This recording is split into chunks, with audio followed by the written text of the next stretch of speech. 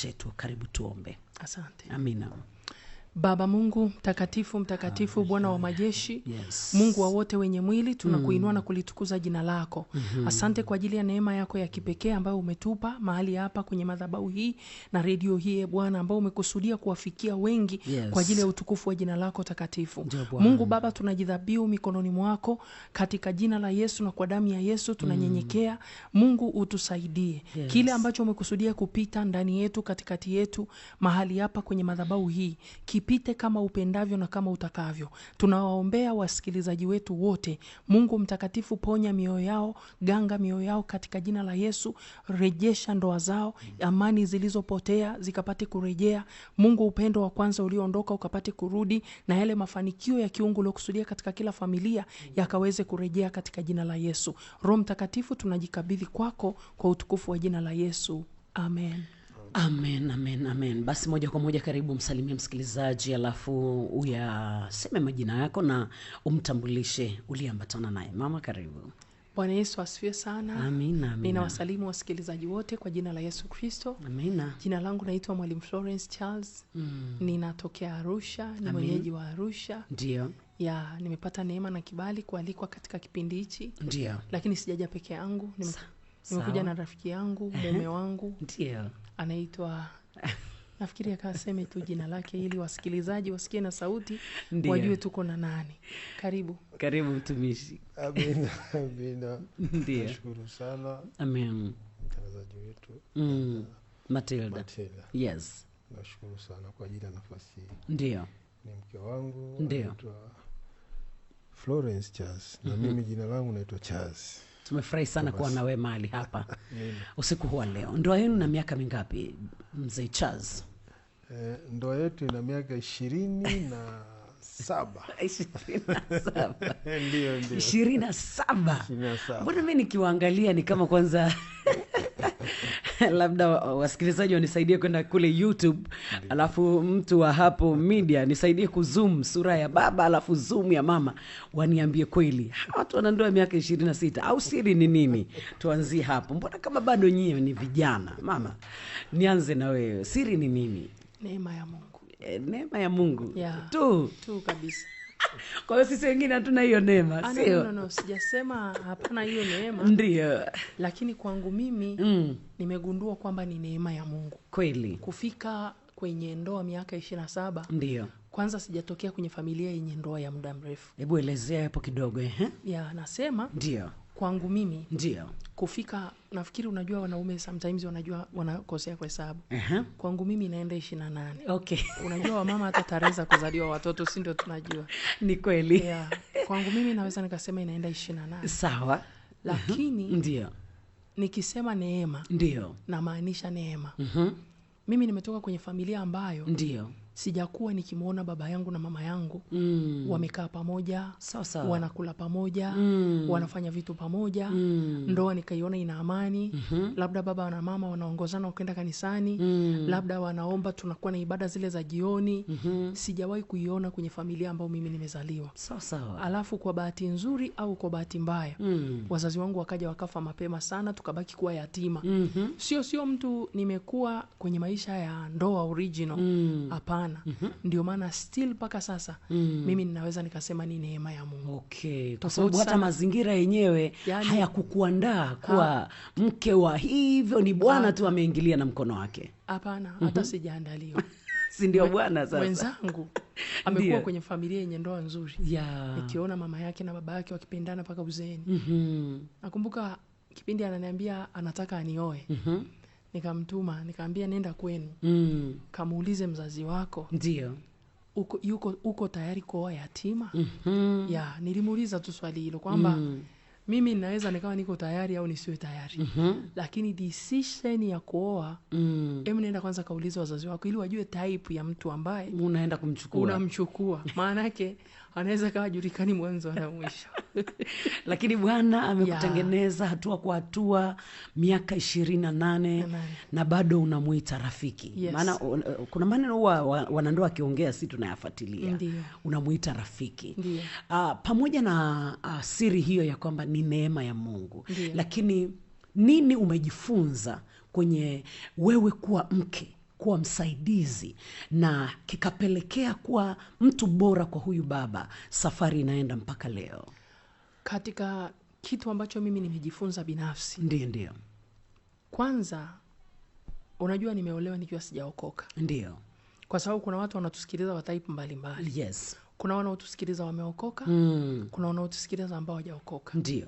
Mimi nimeolewa nikiwa sijaokoka. Sawa. Na lakini nakumbuka miaka ya nyuma ya zamani, miaka ile ya 96, 97. Ndio. Ndio miaka hiyo mimi naingia kwenye ndoa. Miaka ya nyuma kulikuwa kuna kitu kinaitwa hofu. Ndio.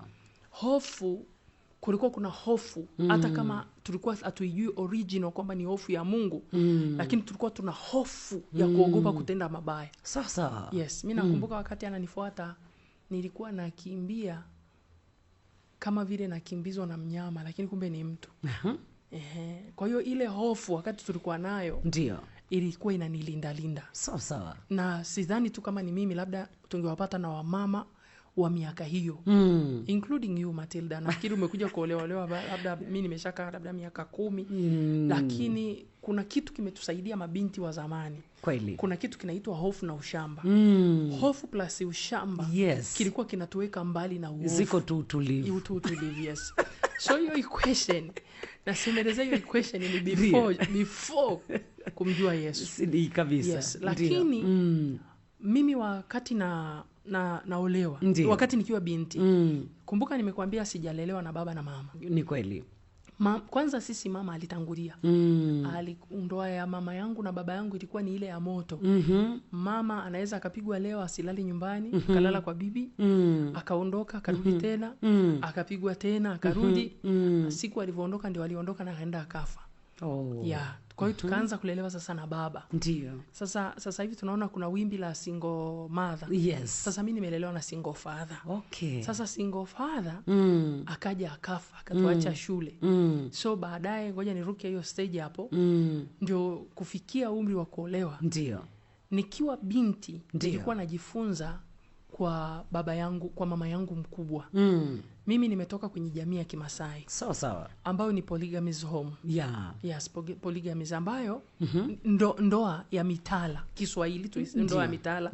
Ndoa za wake wengi. Ndio. Lakini kwa neema ya Mungu mpaka ninakuwa na akili na mzee anaondoka, sijawahi kumuona akiwa mke mwingine. Okay. Lakini kwa upande hiyo nayo ni neema kweli. Yes, ni neema kwa kweli. Ndio. Kwa sababu pia alipata neema ya kusoma. Okay. Then nimemuona baba yangu mkubwa. Ameoa wake wengi. Mpaka huyu mama yangu mkubwa anafika, huyu ambaye anaishi naye sasa, ukihesabu roughly anaweza kawa ni wa 10 na nafikiri na 2. Lakini mimi mpaka leo huyu mama yangu mkubwa hajui kwamba maisha yangu mengi ya ndoa yamejengwa na mfumo wake wa maisha. Okay. Yes, yamejengwa. Manake ulikuwa unakaa pale nilikuwa najifunza kwake. Okay. Nilikuwa najifunza hivi kwa huyo mama yangu. Ndio. Anaitwa, sinaruhusiwa kumtaja kabisa. Anaitwa Maranatha Peter. Okay. Yes, anaitwa Maranatha Peter. Yes, ni mama yangu mkubwa. Ndio. Ambaye ni mke wa baba yangu mkubwa. Sasa wakati mama wengine, kuna mama wadogo nilikuwa naona wakipigwa. Yaani umeshawahi kuona mwanamke anapigwa ni mnene? Mimi unaniona nilivyo mnene. Yes. Nilipata kumbukumbu ya mama yangu mmoja mdogo alipigwa, akatolewa dirishani nikimuona. Unajua kitu ambacho nataka niseme Matilda, ndio, sisi wanandoa kuna vitu viovu tukivifanya, vya ubaya, magomvi, maneno mabaya. Kwa mfano mwanamke akimtamkia maneno mabaya mume wake, ndio, mwanaume akimfanyia mwanamke tendo lolote baya, especially la kudhalilisha, vile vitu havitoki kichwani. Havitoki kabisa. Vinaacha alama na vinatormenti watoto, vinasumbua. Yes. Sasa imagine mimi nakuhadithia, nina kumbukumbu nikiwa mdogo sana. Okay. Wala sikumbuki kama nilikuwa nimefika darasa la 2. Lakini hiyo kumbukumbu kwa mdogo sana. Yes, ya huyo mama kupigwa na kutolewa dirishani akiwa amevaa, zamani tulikuwa tunaita kishida au kirinda sijui. Yes, hivyo. Nakumbuka mpaka na rangi.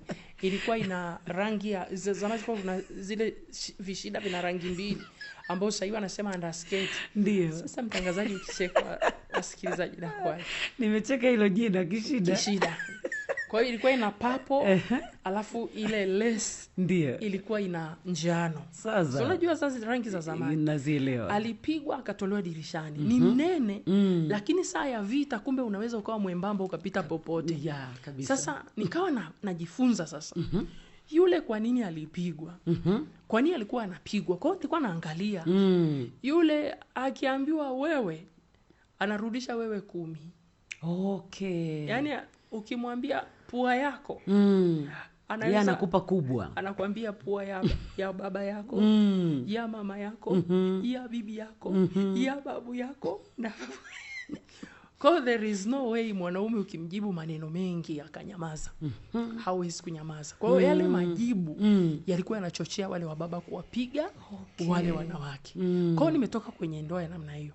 Sasa hiyo nimesema mama mdogo. Bado hujaja sasa kwetu. Mimi nilikuwa na akili ya mama akipigwa. Kuna wakati baba akifanya kitu. Sasa alikuwa anajua ili nimmalize huyu mzee. Akimwambia chochote anamwambia mama yako. Amna mwanaume ukimtajia mama yake atakaa kimya. Kwa akimgusa tena kingine anamtukania dada yake. Okay. Akimgusa tena kingine anamtukania mtu mwingine. Kwa hiyo nakuelezea familia ambayo nimetokea, alafu unaniona mimi ndio ni mtumishi sasa. Si ndio? Sikutoka kwenye familia yenye misingi ya Kikristo. Sawa. Sikutoka kwenye familia yenye misingi ya wokovu. Kwanza mama alikuwa Muislamu. Ndio. Baba alikuwa ndio Mkristo.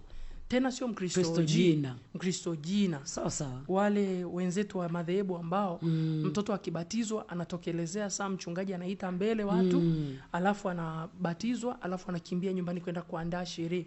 Ndio nimetoka kwenye familia namna hiyo. Sasa ndio. Kwa upande wa mama yangu mkubwa ndio nilijifunza hichi.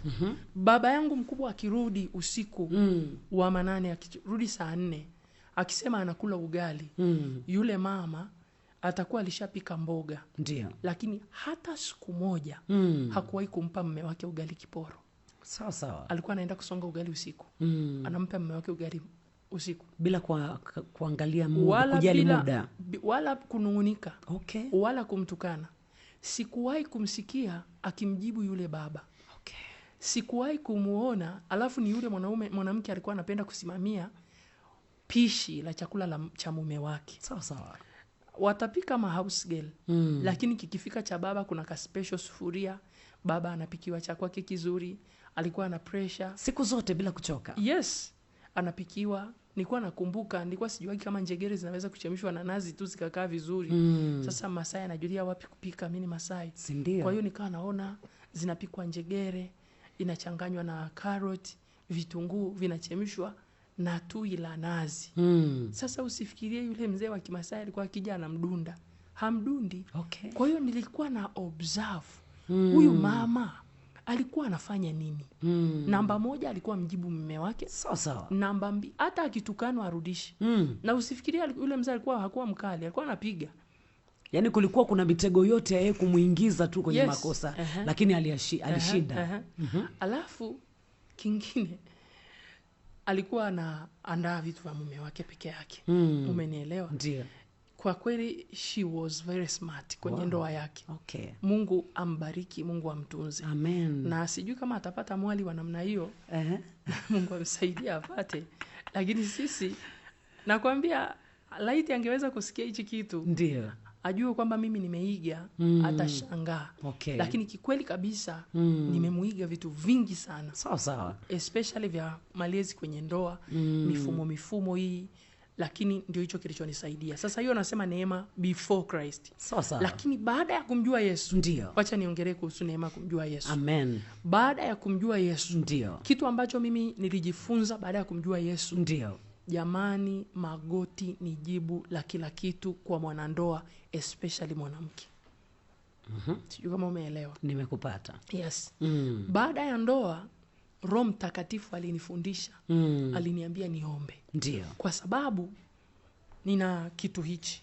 Mimi nimetoka kwenye familia. Ndio. Mwanaume alionioa ametoka kwenye familia yao. Sawa. Mimi nasemaga hivi, baba plus mama is equal to mtoto. Yes. Sasa mimi nimetoka kwenye familia ambayo kuna baba plus mama. Umenielewa? Baba plus mama kulikuwa kuna mifumo ya kifamilia yetu. Yes. Alafu mwanaume ametoka kwenye familia ambayo ina baba plus mama iziko tu yeye plus mifumo yao. Na vitu vilivyoabudiwa na vitu vilivyofanyika.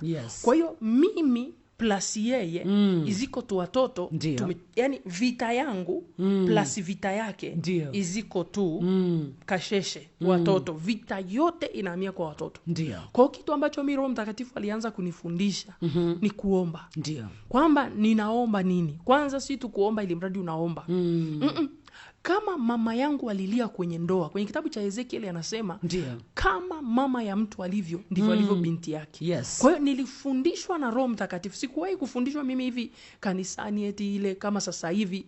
Unajua wimbi la wokovu wa zamani hata kulikuwa hakuna hichi, yani mafundisho ya kina kama sasa mafundisho ya ndoa. Hayakuwa kwa kweli. Na nakumbuka ambaye alianza kufundisha mafundisho ya ndoa nikiwa namfahamu ni Mzee Mushi, Mchungaji Mushi. Lakini haikuwa pia deepest kama kipindi cha sasa. Sawa. Sasa Roho Mtakatifu akaanza kunifundisha nirudi kuanza kuomba rehema juu ya vitu ambavyo vimepita kwenye familia yangu. Especially kwa vitu ambavyo mimi ninavifahamu. Nikaanza kuangalia mifumo ya ndoa ya familia ambayo mimi nimetoka. Mifumo ya ndoa ya upande wa kina mama sasa. Wakina mama zangu wanaishije kwenye ndoa zao?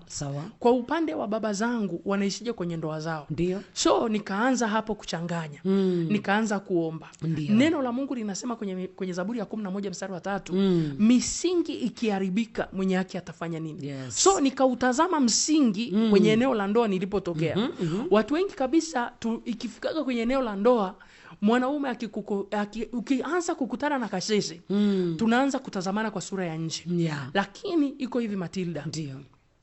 Wewe ulipotoka kwenye familia ulipotoka, kuna kitu hichi. Kwa mfano mimi sasa nimetoka kwenye familia ya Kimasai. Kuna Mungu alikuwa wanamwabudu. Kuna kuhani alikuwepo anasimamia ibada zao. Kuna sadaka zilikuwepo. Kuna asili ya kwao.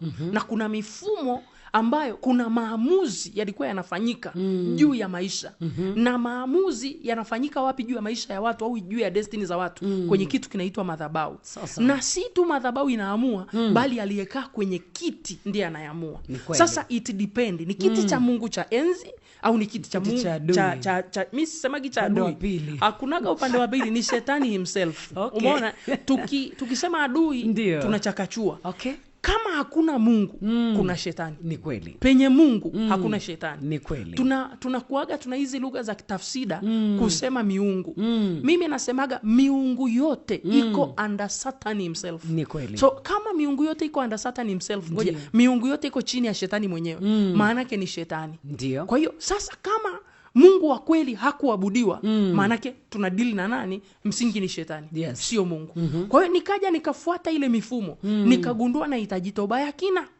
Umeona? Nahitaji toba ya kina. Toba ya kina. Kwanza nikisema toba ya kina ni kuhitaji kusamehewa dhambi. Sasa kuna tofauti ya kitu kinaitwa toba na kitu kinaitwa rehema. Hatuwezi kusema tunaomba toba na rehema. Ndio maana nasema toba na rehema. Na ni kiunganishi. Means toba ni kitu kingine, rehema ni kitu kingine. So nilianza kuomba toba. Then nikaja kuhitaji rehema za Mungu. Ndio maana nimekuambia mimi ni neema.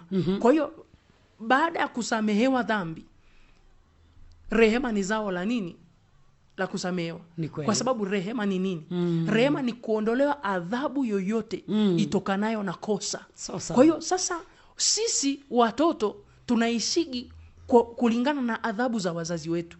Ndio maana Biblia inasema kwenye kile kitabu cha Kutoka, na wapatiliza wana maovu. Umenielewa? Kwa hiyo sisi tunaishigi matokeo au madhara ya vitu vilivyofanya nini? Vilivyotangulia. Kwa hiyo nikaanza kuomba toba. Nikaingia kwenye kuomba rehema. Roho Mtakatifu akaanza kunifundisha. Ni sawa nitaomba. Ni sawa nitaomba toba. Ni sawa nitaomba rehema. Lakini kuna vitu ambavyo apart na maombi, mbali na maombi, ni lazima nibadilishe mfumo wangu wa kuishi. Napataka hapo.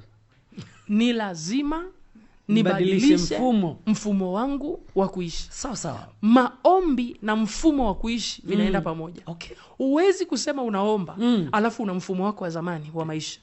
Huwezi kusema unaomba alafu una mfumo wako unaotaka. Sawa. Yes. So ukiwa muombaji huhitaji kuishi kwa mfumo wako wa maisha unaotaka. Ukiwa muombaji, maanake muombaji yoyote ni mtu anayeishi kwa kutegemea na kutarajia msaada kutoka kwa Mungu. Sawa. Biblia inasema hivi, msaada wetu katika Bwana aliyeziumba mbingu na nchi. Amen. Kama mimi ni muombaji, mimi sinategemea msaada kutoka kwa Bwana.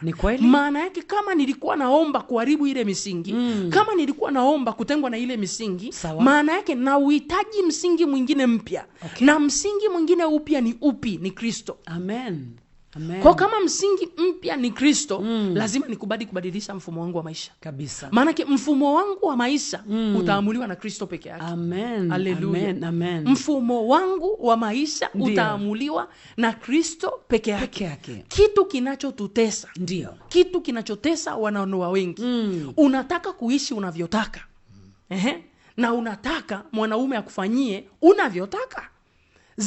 Iko mifumo Mungu ameiweka. Sawa. Original. Na kitu ambacho kinatutesa wanandoa, tunaishi nje ya mifumo.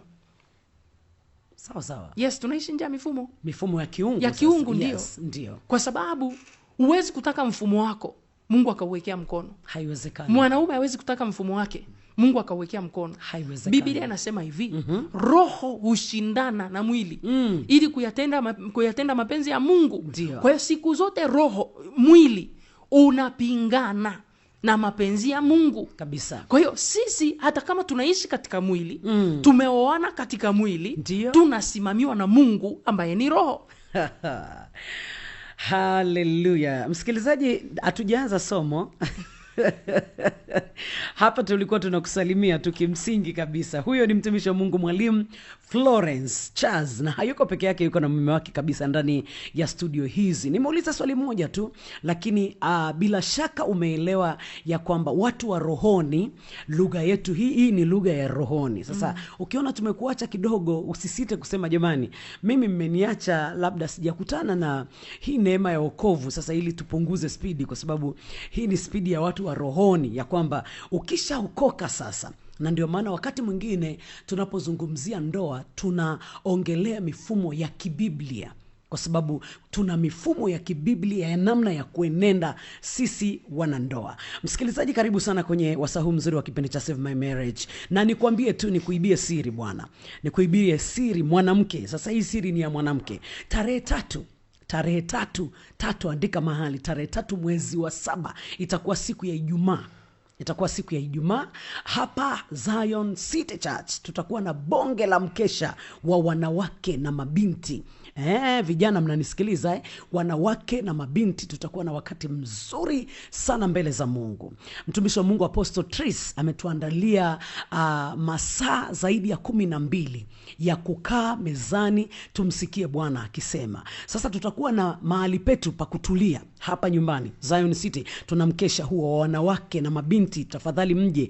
Mmoja kati ya watumishi ambao tutakuwa nao ni Mwalimu Florence, ambaye anazungumza hapa studio usiku huu leo. Pamoja na kwamba tutakuwa na Apostle Tris, tutakuwa na watumishi wengine mbalimbali, lakini mgeni wetu anayetoka nje ya madhabahu ya Zion ni Mwalimu Florence. Kwa hiyo unapoendelea kumsikiliza leo, andaa swali, liandike kabisa. Hata kama utaliuliza leo, tukutane nalo siku ya tarehe 3 mwezi wa 7, itakuwa siku ya Ijumaa.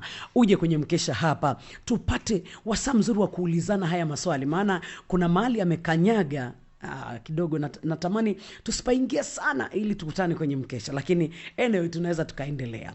Mtumishi wa Mungu, hiyo mifumo. Sasa kabla hatujaendelea na mifumo, ngoja nimsalimie baba kwanza. Baba, Bwana Yesu asifiwe tena. Amina. Bwana asifiwe sana. Amina. Karibu sana kwenye studio zetu za 101.1. Natamani useme neno tu kidogo. Tuko kwenye miaka hii ambayo swala la wanandoa kukaa pamoja, kuweka kitu kinaitwa uchumi pamoja, ni kama kinakuwa ni kitendawili kigumu sana kwa miaka hii ya sasa hivi. Hebu tupe experience miaka ya kwenu mlipoanza, miaka 28 umri wa mtu mzima baba. Mlipoingia kwenye ndoa, jambo hili nyie mlienda nalo vipi? Swala la uchumi mlilichakataje kwenye miaka yenu? Alafu sisi tunajiweka sasa kwenye miaka ya sasa hivi, Gen Z wana miaka yao 2 3 kwenye ndoa, tunasikia watu wakisema mengi ambayo ni kama vile anatuyumbisha akili. Tupe experience yako. Nashukuru sana. Ndio. Dada mtangazaji. Ndio. Karibu. Mimi nasema kwamba ndio. Nina hatua kwamba hili jambo huwa alianzi hivi tu. Nisaidie kuileta microphone karibu na kinywa chako hapo inatia, okay? Ndio. Ni hili jambo ni hatua, sawa, process. Yeah. Mimi pia nilijifunza kutoka kwa baba yangu. Okay. Baba yangu alikuwa ni Mwarasia. Sawa. Ila mama pia ni Muislamu kama mke wako. Sawa sawa. Kwa hiyo nilijifunza.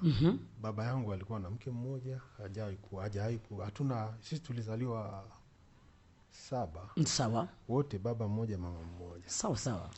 Lakini nilikaa kipindi fulani kwa shangazi yangu. Kipindi baba alikuwa anasafiri, watu wa serikali wakihamishwa huku tunaenda, mimi kama kina shangazi. Sawa. Lakini nikajifunza maisha kule nikiwa na darasa la 4 na 5. Ndio. Nikaona watoto wa shangazi yangu na shangazi wengine pia ndio walikuwa wamezaa nyumbani. Okay.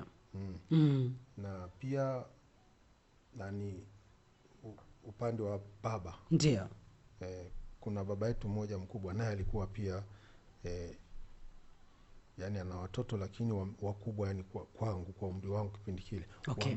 Nao wameoa lakini wako nyumbani. Sawa sawa. Ile jambo nikaa naona wakigombana, yani shangazi anagombana na unaita wifi.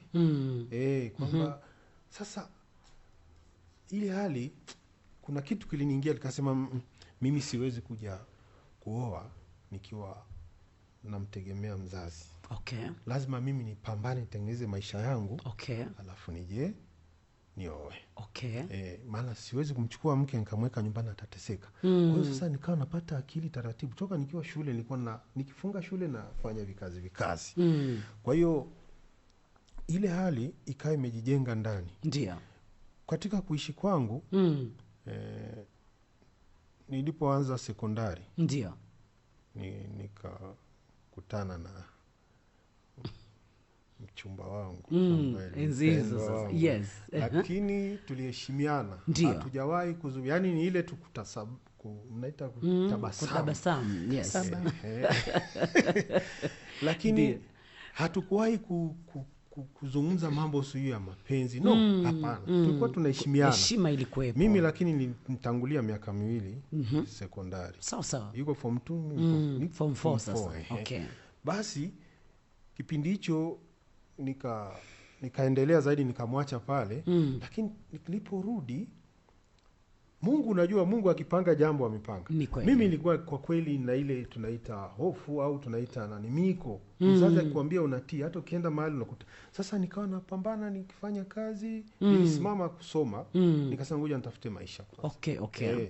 Sasa nilijifunza kutoka kwa babangu, yani alikuwa ni mtu wa mahesabu, chochote ana mipango. Okay. Japo kipato chake kilikuwa ni kidogo. Sasa mimi ile kitu ilinivaa. Kuja kutana na mwenzangu sasa. Ndio kipindi hicho ambacho aliniuliza hilo swali, lakini mimi nikamwambia hivi. Aliniambia nikaulize nyumbani, kama mimi hapa ndio ninayekuoa. Sawa sawa. Sio nani? Sio wazazi. Kwa hiyo na mimi nilikuwa wazi kwake. Yes. Nawaeleza kuna siri. Usipokuwa wazi kwa mchumba ambao unamchumbia mke wako, yes, ule uongo kimdanganya, utakuja kutoa matunda baadaye. Okay. Okay. Nilikuwa mwazi, nikamweleza. Na mimi nilikuwa ndani najisikia kabisa kwamba huyu ni mke wangu. Okay. Kwa hiyo chochote nilichokuwa nikifanya kazi, namueleza chote. Mshahara naupata, pesa nikipata yote, naweka mezani, tunashirikiana. Na yeye pia anafanya hivyo. Nenda hapo. Yeye ndo alinifundisha. Mwanzo nilikuwa sina moyo huo kwa kweli. Kwanza naanzaje kumuonyesha? Wewe unajua wanawake. Kwanza yani mimi najua huko. Acha tu niingilie. Ndio, ingilia. Acha tu niingilie. Mimi nimeanza kazi. Ndio. 90, yani hiyo miaka ya 90. Sawa. Yeye ndo alikuwa analipwa mshahara mkubwa kuliko mimi. Sasa Bwana Yesu nisaidie. Alikuwa analipwa mshahara mkubwa. Mimi nikimuonyesha. ndio. Yana analipwa zaidi ya mara 8 Ya mshahara wako ya wewe. mshahara wangu. Ehe. Lakini kumbuka nilikwambia nilikuwa sijaokoka. Ya. Ila sasa nitamuonyeshaje mshahara na mimi ni mwizi kazini. Kwa hiyo nikawa namuonyesha afu namwambia na marupurupu. Sasa unashindwa kuelezea marupurupu kwamba bwana mimi nina extra ways za kupata. Mungu kanisameaga lakini. Ya. Kwa hiyo alivyoanza kuonyesha ndio na mimi nikaanza kuonyesha kidogo kidogo. Mpaka leo umekuwa ni mfumo. Kwa hiyo mimi nilikuwa sionyeshi kikweli. Kwanza namuonyeshaje yani. Kabla hujakutana na Yesu. Kabla yani haya nakwambia ni before Christ. Yani sisi tumeoana tukiwa hatujaokoka. Yeah. Yani sisi tumeoana tukiwa mjini na duniani. Okay. Yani kama tunatoka ananipeleka tukastarehe, sisi tukatazame Miss Tanzania, alikuwa ananipeleka. Okay. Kwa hiyo hicho kipindi cha hela hicho yani namuonyesha, lakini kwanza naona aibu, kwanza atanionaje mimi nalipwa ndogo kuliko yeye. Lakini pia nilikuwa sipendi kumuonyesha kwa sababu mshahara wangu lazima upasuke ukalee wadogo zangu ambao ni yatima. Okay. Kulikuwa kuna jambo lako la siri hapo. Okay. Kwa hiyo yani pale kulikuwa ni tomensheni fulani yani kumuonyesha tena hela huyu jamaa. Sasa mwanzo nikasimuonyeshe.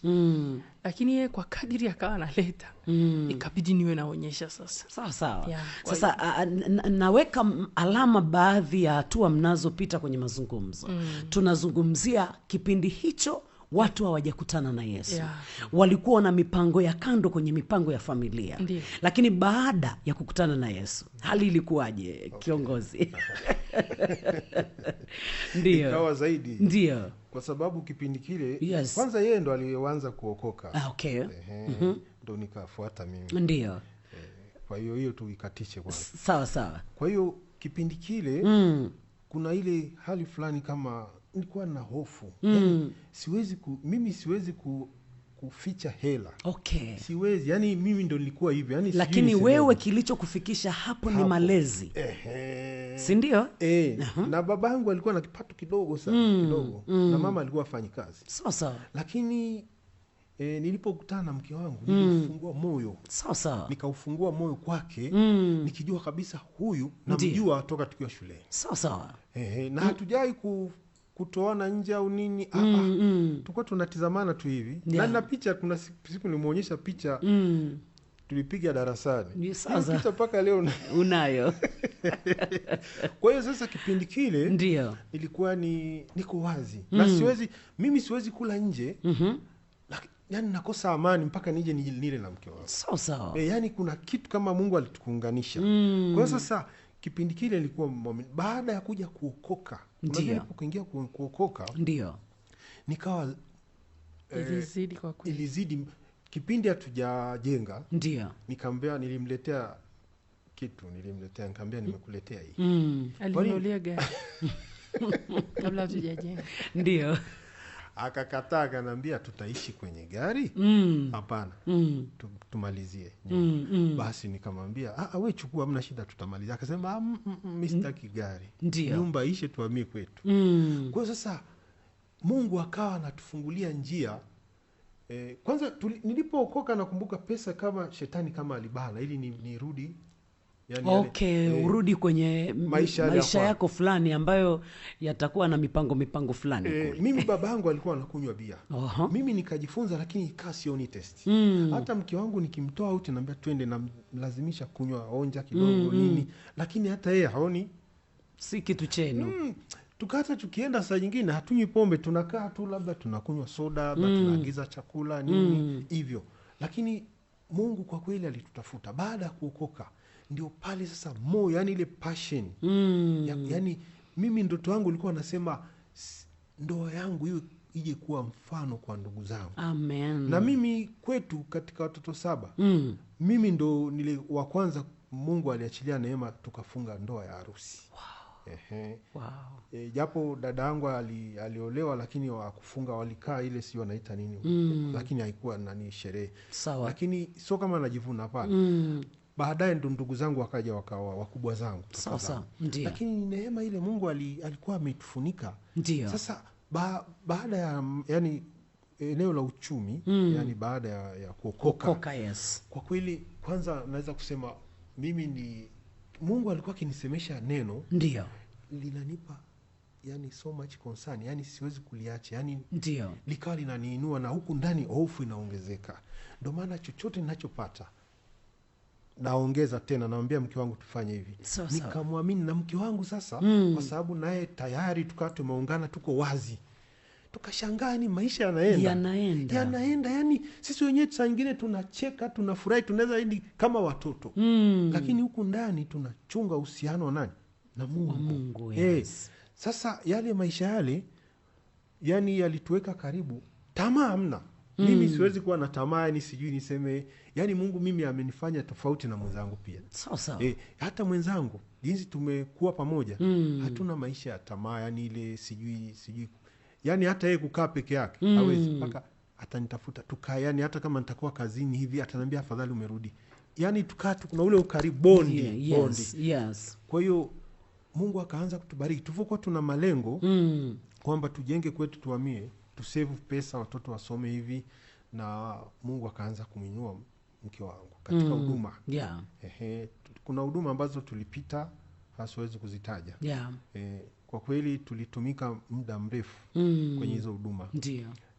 Lakini tulipata mafunzo mengi sana. Sawa. Tukasimama imara. Watumishi tulikuwa nao pia walikuwa wakitufundisha uvumilivu katika utumishi. Yes. Ili tusaidia kutuongezea pia.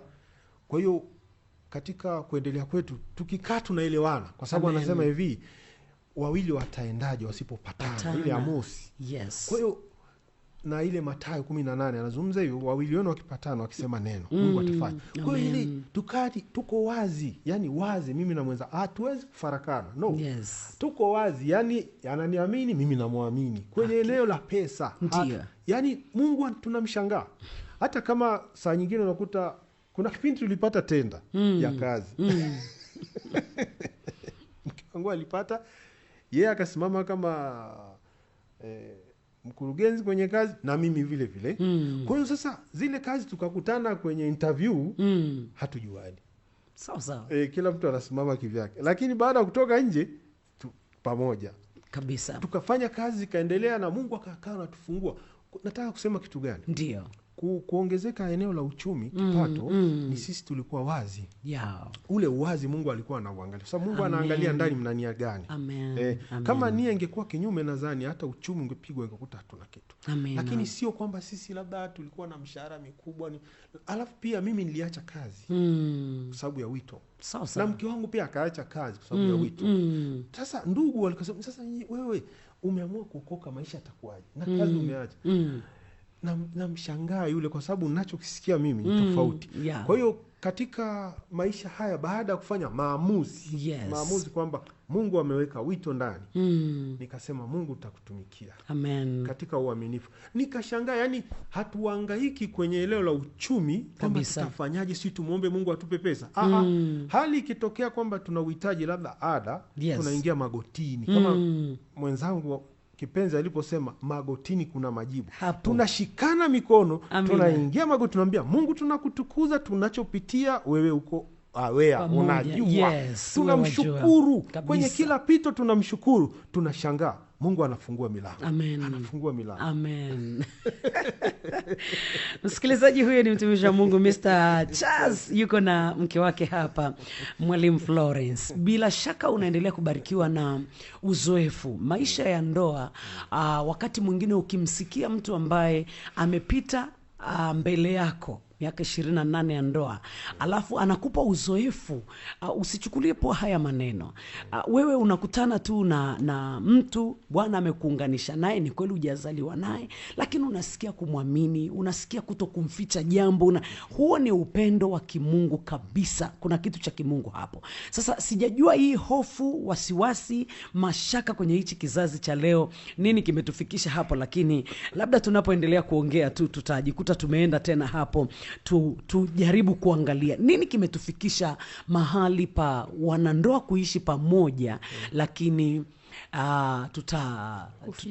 tutafichana baadhi ya mambo. Na ninasema baadhi ya mambo kwa sababu labda ni hiyo simu ambayo ina password mpaka ya jicho, labda ni fedha, lakini hawa watu wanalala chumba kimoja.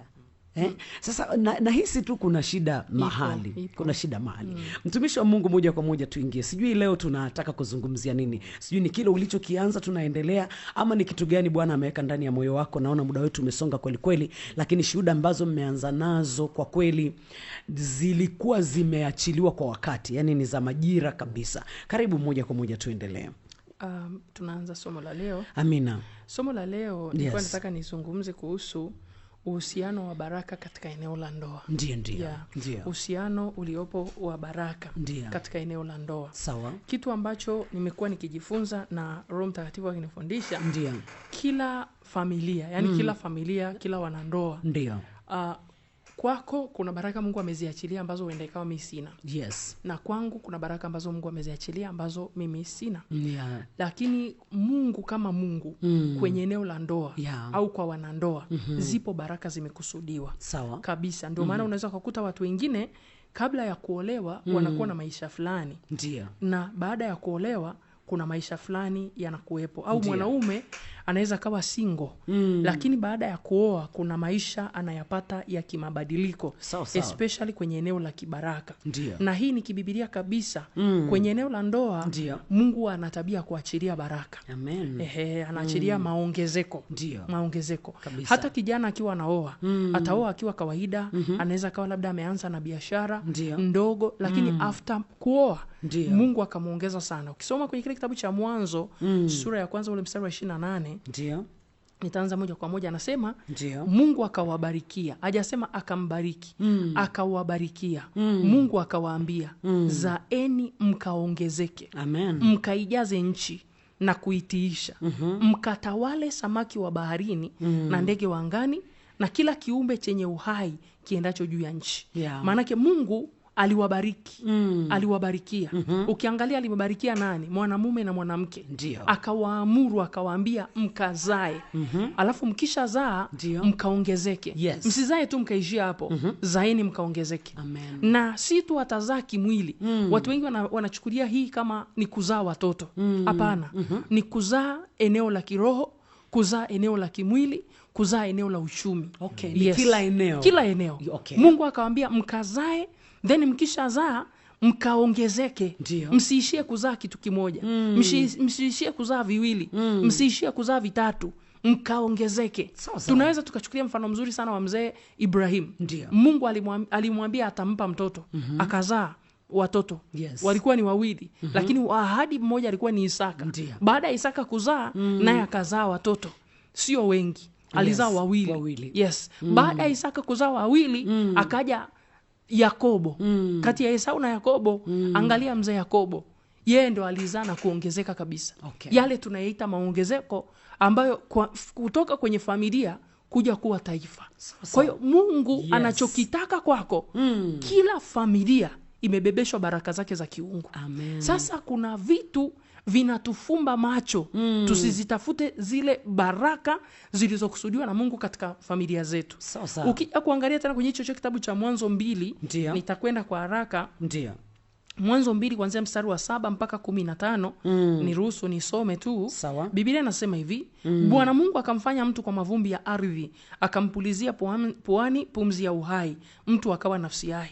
Bwana Mungu akapanda bustani upande wa mashariki wa Eden, akamweka ndani yake huyo mtu aliyemfanya. Bwana Mungu akachipusha katika ardhi kila mti. Sikiliza sentensi. Kila mti unaotamanika kwa macho na kufaa kuliwa, na mti wa uzima katikati ya bustani na ujuzi wa mti wa mema na mabaya. Yes. Zingatia kila mti. Yeah. Zingatia neno kila nini? Kila mti. Alafu anasema unaotamanika kwa macho. Ndio. Sasa tukiangalia kwenye mti, kibibilia sasa hii tunaitwa sisi ni miti. Yeah. Na tukiangalia tena kwenye Biblia kwenye kitabu cha Ezekiel anasema kuna mti utakuwa ambao utatoa majani ambayo yale majani yatakuwa yenye kuponya. Umenielewa? Yes. Sasa tukiuangalia tu mti si kitu cha kawaida maidia. Kwa hiyo Mungu aliachilia kitu ambacho anasema akachipusha katika ardhi kila mti unaotamanika kwa macho. Ukiangalia katika maisha ya sasa Matilda, viko vitu vingi ambavyo tunavitaka vinavyotamanika kwa macho. Ni kweli. Na Mungu ana uwezo wa kukupa. Endapo utakuwa uko sawa sawa na mapenzi yake. Sawa. Yes, na ngoja niendelee mstari wa 8. Bwana Mungu akapanda bustani ya upande wa mashariki wa Eden, akamweka ndani yake huyo mtu aliyemfanya. Bwana Mungu akachipusha katika ardhi kila mti unaotamanika na macho na kufaa kuliwa, na mti wa uzima katikati ya bustani, na mti wa ujuzi wa mema na mabaya. Ukatoka mto katika Eden na kuitilia bustani maji, na kutokea hapo ukagawanyika kuwa vichwa 4. Jina la kwanza ni Pishon, na uliozunguka nchi yote ya Havila ambapo kuna dhahabu. Angalia huyu Mungu. Yeah. Ambapo kuna dhahabu. Mwanadamu wa kwanza ameumbwa. Uwezi amini. Mungu akamwekea na dhahabu. Yes. Na dhahabu ya nchi ile ilikuwa ni njema, huko kuna bedola na vito vya shoham. Na jina la mto wa pili ni Gihon, ndio uliozunguka nchi yote ya Kush. Na jina la mto wa tatu ni Idekeli, na unapita mbele ya Shuru. Na mto wa 4 ni Frati. Bwana Mungu akamtoa huyo mtu, akamweka katika bustani ya Eden, ailime na kuitunza. Yes. Mungu hakumweka Adam kwenye bustani ambayo ni kame. Okay. Hakumweka bustani ambayo ni jangwa. Hakumweka kwenye bustani ambayo haina vitu. Ni bustani yenye kila kitu. Yes. Yenye kila mti unaotamanika kwa macho. Amen. Maana yake hata Eva akija, ile miti ipo. Akizaa watoto, miti inakuwepo. Dhahabu inakuwepo. Kwa hiyo Mungu, ukiangalia hii ndoa ya Adam ilikuwa imeachiliwa baraka za kutosha. Ndio. Kwa hiyo Adam kama Adam, Mungu akumpa hivi vitu kwa ajili yake mwenyewe. Ndio maana baada hapo mbele Mungu akasema hapana, huyu mtu asikae peke yake, nimfanyie msaidizi wa kufanana naye. Kwa lugha nyingine, kwa kabla ya ndoa mtu anaweza akawa amepewa baraka na Mungu. Lakini after Mungu akaziongeza. Yes. Kwa nini? Kwa sababu ya ule muunganiko. Tukiangalia Mwanzo 1:26 akasema enendeni mkazae na kuongezeka. Ndio. Mkaijaze dunia. Lakini kuna kitu pale kiko very sensitive, anasema na kuitiisha. Maanake baraka ambazo za kiungu zina uwezo wa kutiisha vingi. Amen. Yes, baraka za kiungu zina uwezo wa kutiisha vingi kabisa. Unajua kuna familia zingine zinapitia mifarakano mingi sana. Saa nyingine wala sio mapepo. Okay. Saa nyingine sio majini. Saa nyingine sio roho za familia. Ukosefu wa baraka una uwezo wa kuleta mifarakano kwenye familia. Ni kweli. Yes. Kwa hiyo kuna saa mtu anaweza kumchukia mume wake, wala mume si mbaya. Mtu anaweza kumchukia mke wake, wala si mke si mbaya. Issue ni njaa. Yes, ni baraka. Ukosefu wa baraka, Matilda, ni chanzo cha migogoro kwenye familia. Kabisa. Mwanamke hawezi kuona mtoto wake hali milo 3 alafu akamwangalia mume wake akampenda kutoka ndani. Huo ni uongo. Na mwanaume ambaye, jamani, kutana na mwanaume yoyote, lakini usikutane na mwanaume ambaye hana hela. Huko ndani ni ugomvi, ni gubu, ni kasheshe, ni magomvi. Nafikiri wasikilizaji watakuambia kabisa, na watakutumia ujumbe. Ndio. Kutana na mwanaume yoyote, lakini usikutane na mwanaume ambaye hana hela. Kwa sababu yeye mwenyewe anakuwa makao makuu ya hasira, makao makuu ya uchungu, makao makuu ya magomvi, makao makuu, yani unaweza ukamwekea kila neno. Kwa sababu ukimwambia tatizo, hawezi tayari ni tatizo. Yes, tayari ni tatizo. Yaani wewe unampaje tatizo wakati yeye mwenyewe ana tatizo na yeye tayari ameshakuwa tatizo. Kwa hiyo nimekuambia ukosefu wa baraka ni kichocheo kikubwa cha magomvi kwenye familia, mifarakano kwenye familia. Na hili inajibu lile swali lako ambalo ulimuuliza hapa, kwa nini tunafikia kwenye level hii sasa. Unakuta mtu anadai hizi nitaandika mali zangu, nitaandika jina langu, nitaandika jina langu. Huko ndipo tunapoelekea. Nafikiri somo hili linajikuja kujibu maswali baadaye. Sawa. Mungu atusaidie sana. Tuendelee. Sasa tunapoingia kwenye eneo la ndoa. Ndio. Mimi nikuambie. Ndio. Kila ndoa imebeba kusudi. Amen. Kila ndoa Kabisa. imebeba kusudi lake. Yes. Sisi wanandoa tuangalie kusudi tulilopewa. Hilo ndio tatizo. Na lazima ujue kusudi ni nini. Yes. Kabla hujatafuta kusudi. Kusudi ni kiini au sababu ya kuumbwa kwako. Amen. Kwa hiyo mimi nina kusudi. Na hili kusudi langu liweze kutimia nililoitiwa na Mungu duniani, lazima niunganishe ambaye ana kusudi. Au yeye lazima aunganishwe na mwenye kusudi. Yes. Ukiunganishwa na asiye na kusudi, usitegemee kwenda popote. Okay. Na saa nyingine vita zingine tunazokutana katika ndoa ni kulingana na makusudi tuliobebeshwa. Na endapo hujui ulichobebeshwa, lazima utakutana na vita mpaka ujue ulichobebeshwa. Okay. Na saa nyingine vita nyingine Mungu anaruhusu ili tumtafute. Tutakapomtafuta ataonekana kwetu. Amen. Na akionekana kwetu tutapata majibu. Amen. Hawezi kuonekana Mungu lisitokee suluhisho. Hawezi kuonekana Mungu wewe unapomtafuta Mungu asitokee na suluhisho kabisa. Kwa hiyo kila ndoa imebeba kusudi. Amen. Mimi kuna wakati nilisema hivi. Ndio. Kuna clip yangu iko huko kwenye mitandao kabisa. Watu walikuja wakacharuka, nikasema ndoa ndio si tendo la ndoa. Ni kweli. Ndoa si tendo la ndoa. Huo ndio ukweli. Yeah. Ndoa si tendo la ndoa, ni sehemu. Tendo la ndoa ni sehemu. Ndio. Kwa sababu kuna watu sahihi, Matilda anaombea watu. Mtu anakuambia tuko kwenye ndoa miaka 6. Lakini kuna mmoja amekufa. Nikisema amekufa si kafa akaimbiwa nchi nzuri ya metameta. Organs zimekufa. Ndio. Lakini still wako kwenye ndoa. Ndio. Na still hawaachani. Na still wanapendana. Ndio. Maana yake ndoa haishikiliwi na tendo la ndoa. Ni ukweli. Kuna kusudi limewaunganisha. Huo ni ukweli. Yes. Kwa hiyo sisi huwa hatutafuti kusudi, na hapo ndipo tunapopishana na baraka zetu. Hatutafuti kusudi. Na Mungu akubariki kwa sababu umeolewa. Na Mungu akubariki kwa sababu umeoa. Amen. Mungu anakubariki kwa sababu ya kusudi. Amina. Yes. Amina. Mungu akubariki kwa sababu wewe ni mke wa Jojo.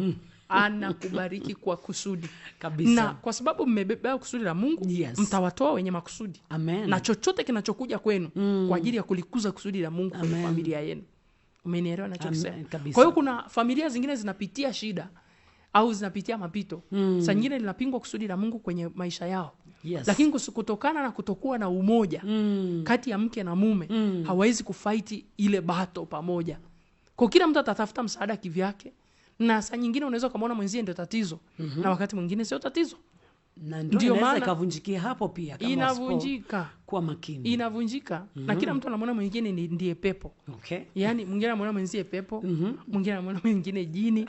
Sasa unajua pepo na jini ni sawa ni renki tu sijaelewa pepo na jini. Kwa hiyo ukimwona mwenzio pepo yeye anakuwa na jini. Lakini tuna uwezo wa kusolve hizo equation kupitia Mungu aliye hai. Amen. Yaani kuna namna ambavyo tusisahau nafasi ya Mungu kwenye ndoa. Kabisa. Tusiisahau nafasi ya Mungu kwenye ndoa. Amen. Tukisha oana na kuolewa, inabaki nafasi ya mume, inabaki nafasi ya mke. Yes. Na mkisahau nafasi ya Mungu, lazima mpigwe mpaka muitambue nafasi ya Mungu. Okay. Yes. Kwa hiyo wanandoa ninachotaka kuongea nao usiku huu kwa sasa hivi, niwaambie tu, msisahau nafasi ya Mungu kwenye ndoa yenu. Amen. Maana yake aliyewaunganisha ni Mungu. Amina. Kama Mungu aliyewaunganisha, aliyewaunganisha anasemaje kupitia tatizo mlilonalo? Aliyewaunganisha anasemaje kupitia changamoto mlizonazo? Aliyewaunganisha anasemaje? Umeona? Kama wewe unataka kumwacha mwenzio, Mungu anasema anachukia kuachana. Yes. Kama anachukia kuachana, anasemaje? Umenielewa ninachokisema? Kwa Mungu atusaidie. Nikija kukuambia hizi baraka Bwana, chanzo cha baraka kwenye ndoa yoyote. Iwe watu wanamjua Mungu, iwe hawamjui Mungu, ni Mungu mwenyewe. Amen. Yes. Kwa sababu kuna mtu anasema mimi mume wangu hamjui Mungu, lakini ni kweli mume wako anaweza kawa mjui Mungu, lakini Mungu akamwachilia baraka kama Koreshi. Kabisa. Yes, kwa nini? Atimize kusudi. Yes. Kwa sababu Koreshi alikuwa mjui Mungu, lakini Mungu alimbariki ili afanye kusudi lake. Kwa hiyo kuna mambo ambayo yanachochea baraka kwenye ndoa. Ngoja nikuambie mambo yanayochochea baraka kwenye ndoa kwenye ile Zaburi ya 133. Ngoja tuisome hapo. Kwa tuende kwa spidi ya tofauti, Roho Mtakatifu anisaidie. Ina mistari mitatu tu. Ina mistari mitatu, anasema, tazama jinsi ilivyo vyema na kupendeza ndugu wakae, zingatia neno pamoja. Alafu zingatia neno kwa umoja. Ndio. Ni kama mafuta mazuri yashukavyo ndevuni, ndevu za Haruni yashukavyo mpaka upindo wa mavazi yake, kama umande wa Hermon ushukao mlimani pa Sayuni. Yes. Maana ndiko Bwana aliko amuru baraka. Anasema sio ndio Bwana alipopeleka, ndiko Bwana aliko amuru. Maana yake baraka kwenye eneo la ndoa zinaamriwa. Yes. Ndiko Bwana aliko amuru baraka, naam, uzima hata milele. Kuna vitu viwili tu vinashikilia hapo hizi baraka. Namba moja ni amani. Yes, namba moja ni nini? Amani. Ni amani. Wakae pamoja kwa umoja. Namba mbili ni umoja. Hamwezi kuwa na umoja kama hamna amani. Hamwezi kuwa na umoja kama hamna amani. Hamwezi kusema nitakachokichuma kitakuwa changu na huyu kama hatuna amani. Pasipokuwa na amani, nitatafuta mbadala. Manake nitacheki huyu anaweza kaniacha popote saa yoyote na nimeshazeeka, ili akiniacha niwe na changu cha pembeni. Hayo mawazo yanatokeaga pakiwa hapana amani. Ni kweli. Unavyoona sasa hii wanandoa, mwanaume anakuwa na cha kwake pembeni, mwanamke anakuwa na cha kwake pembeni. Ndio. Kuna kitu tu kimetoka hapo kabisa, kikaondoa amani. Aidha kimeondoa amani kwa mmoja au kikaondoa amani kwa mwingine. Ni kweli. Na amani kikosekana, uaminifu unakosekana. Kabisa. Uaminifu unakosekana. Kwamba simuamini tena. Simuamini tena. Hapa ninakaa but it is 50-50. Sasa kama ni 50-50, the more anakaa anaona imetoka 50 imekuja 30. Imetoka 30 imekuja 20. Sasa ikiwa 20 kule lazima awekeze zaidi. Ili ikirudi 10 anajua anakaa vizuri. Mpaka ikifika 2 hatoki shingo, hatoki mdogo mdogo, anatoka kifua mbele. But niseme hicho kitu ni chanzo kikubwa cha uharibifu kwenye familia. Ni chanzo kikubwa cha uharibifu kwenye familia. Alafu kingine nimekuambia hivi, kinachoshikilia hizi baraka ni amani. Kinachoshikilia hizi baraka ni amani. Ukimkuta mwanamke anashauri mwanamke mwenzie, jamani, uchungu una ushauri na amani ina ushauri. Umesikia sentence ilosema? Ilo rudia. Uchungu una ushauri wake. Kabisa. Na amani ina ushauri wake. Sisi tulio katika Kristo Yesu, tunatakiwa, kinachotakiwa kiamue moyoni mwetu. Anasema na amani ya Kristo ipitayo fahamu zote. Maanake amani yako na ufahamu wako vina ushirika. Amen. Umenielewa? Amani ya kwako na ufahamu wako una ushirika. Ndio nasema na amani ya Kristo ipitayo fahamu zote. Maanake kama sina amani plus ufahamu, lazima tutafanya kitu cha tofauti. Alafu kumbuka, amani ya Kristo ipitayo fahamu zote itakupa kuamua. Inakupa kufanya nini? Maamuzi. Ndio. Inakupa kufanya maamuzi. Kwa hiyo ogopa sana maamuzi ya mtu mwenye uchungu. Ogopa sana ushauri wa mtu mwenye uchungu. Ndio maana wanandoa waweze kumwangalia nani unampelekea tatizo lako. Muhimu sana. Nani unampelekea tatizo lako? Nani unampelekea umepata shida kwenye ndoa? Nani unamuomba ushauri? Nani unamuomba ushauri? Ukikutana na mwanamke aliyeumizwa, hata kushauri katika upendo, atakushauri through experience. But kwenye ndoa tutakiwa kushauri through experience. Tunatakiwa kushauri through Holy Ghost. Tunatakiwa kushauri kupitia Roho Mtakatifu. Na kama ni kupitia Roho Mtakatifu, Roho Mtakatifu ni Mungu. Umenielewa? Kwa hiyo Mungu siku zote cha kwake ni amani. Amen. Mungu siku zote cha kwake kimebeba uzima. Ndio maana nimekuambia chanzo cha kubomoa hizi baraka kwenye eneo la ndoa ni ndogo. Pasipo na amani hapana umoja. Na kama hapana amani, na kama hapana umoja, Mungu hawezi kuamuru baraka. Kabisa. Maanake baraka zinaamriwa. Baraka zinaamriwa. Mungu alivyomwambia Ibrahim, fikiria mzee amekaa na miaka 75 kwao. Miaka 75. Mungu anamwambia sasa baba, hapa utazeekea, toka kwenu. Alafu akamwambia huko unapoenda mimi nitakubariki. Na alivyotoka Mungu aliamuru zile baraka zimfuate kabisa. Akamwambia nitakubariki. Tena sio wewe, na wale watakao kubariki nitawabariki. Amen. Maana zile baraka ni amri. Alivyotoka zilimfuata. Kwa hiyo na alivyotoka hivyo zikamfuata. Sasa kila familia imebeba baraka zake. Amen. Kuna vitu tunafanya vinapindisha kile kitu cha kiungu kisipite. Na Matilda iko hivi. Familia yote inapokaribia kupata zile baraka za kiungu, ile divine sasa, lazima watu wanagombanaga. Okay.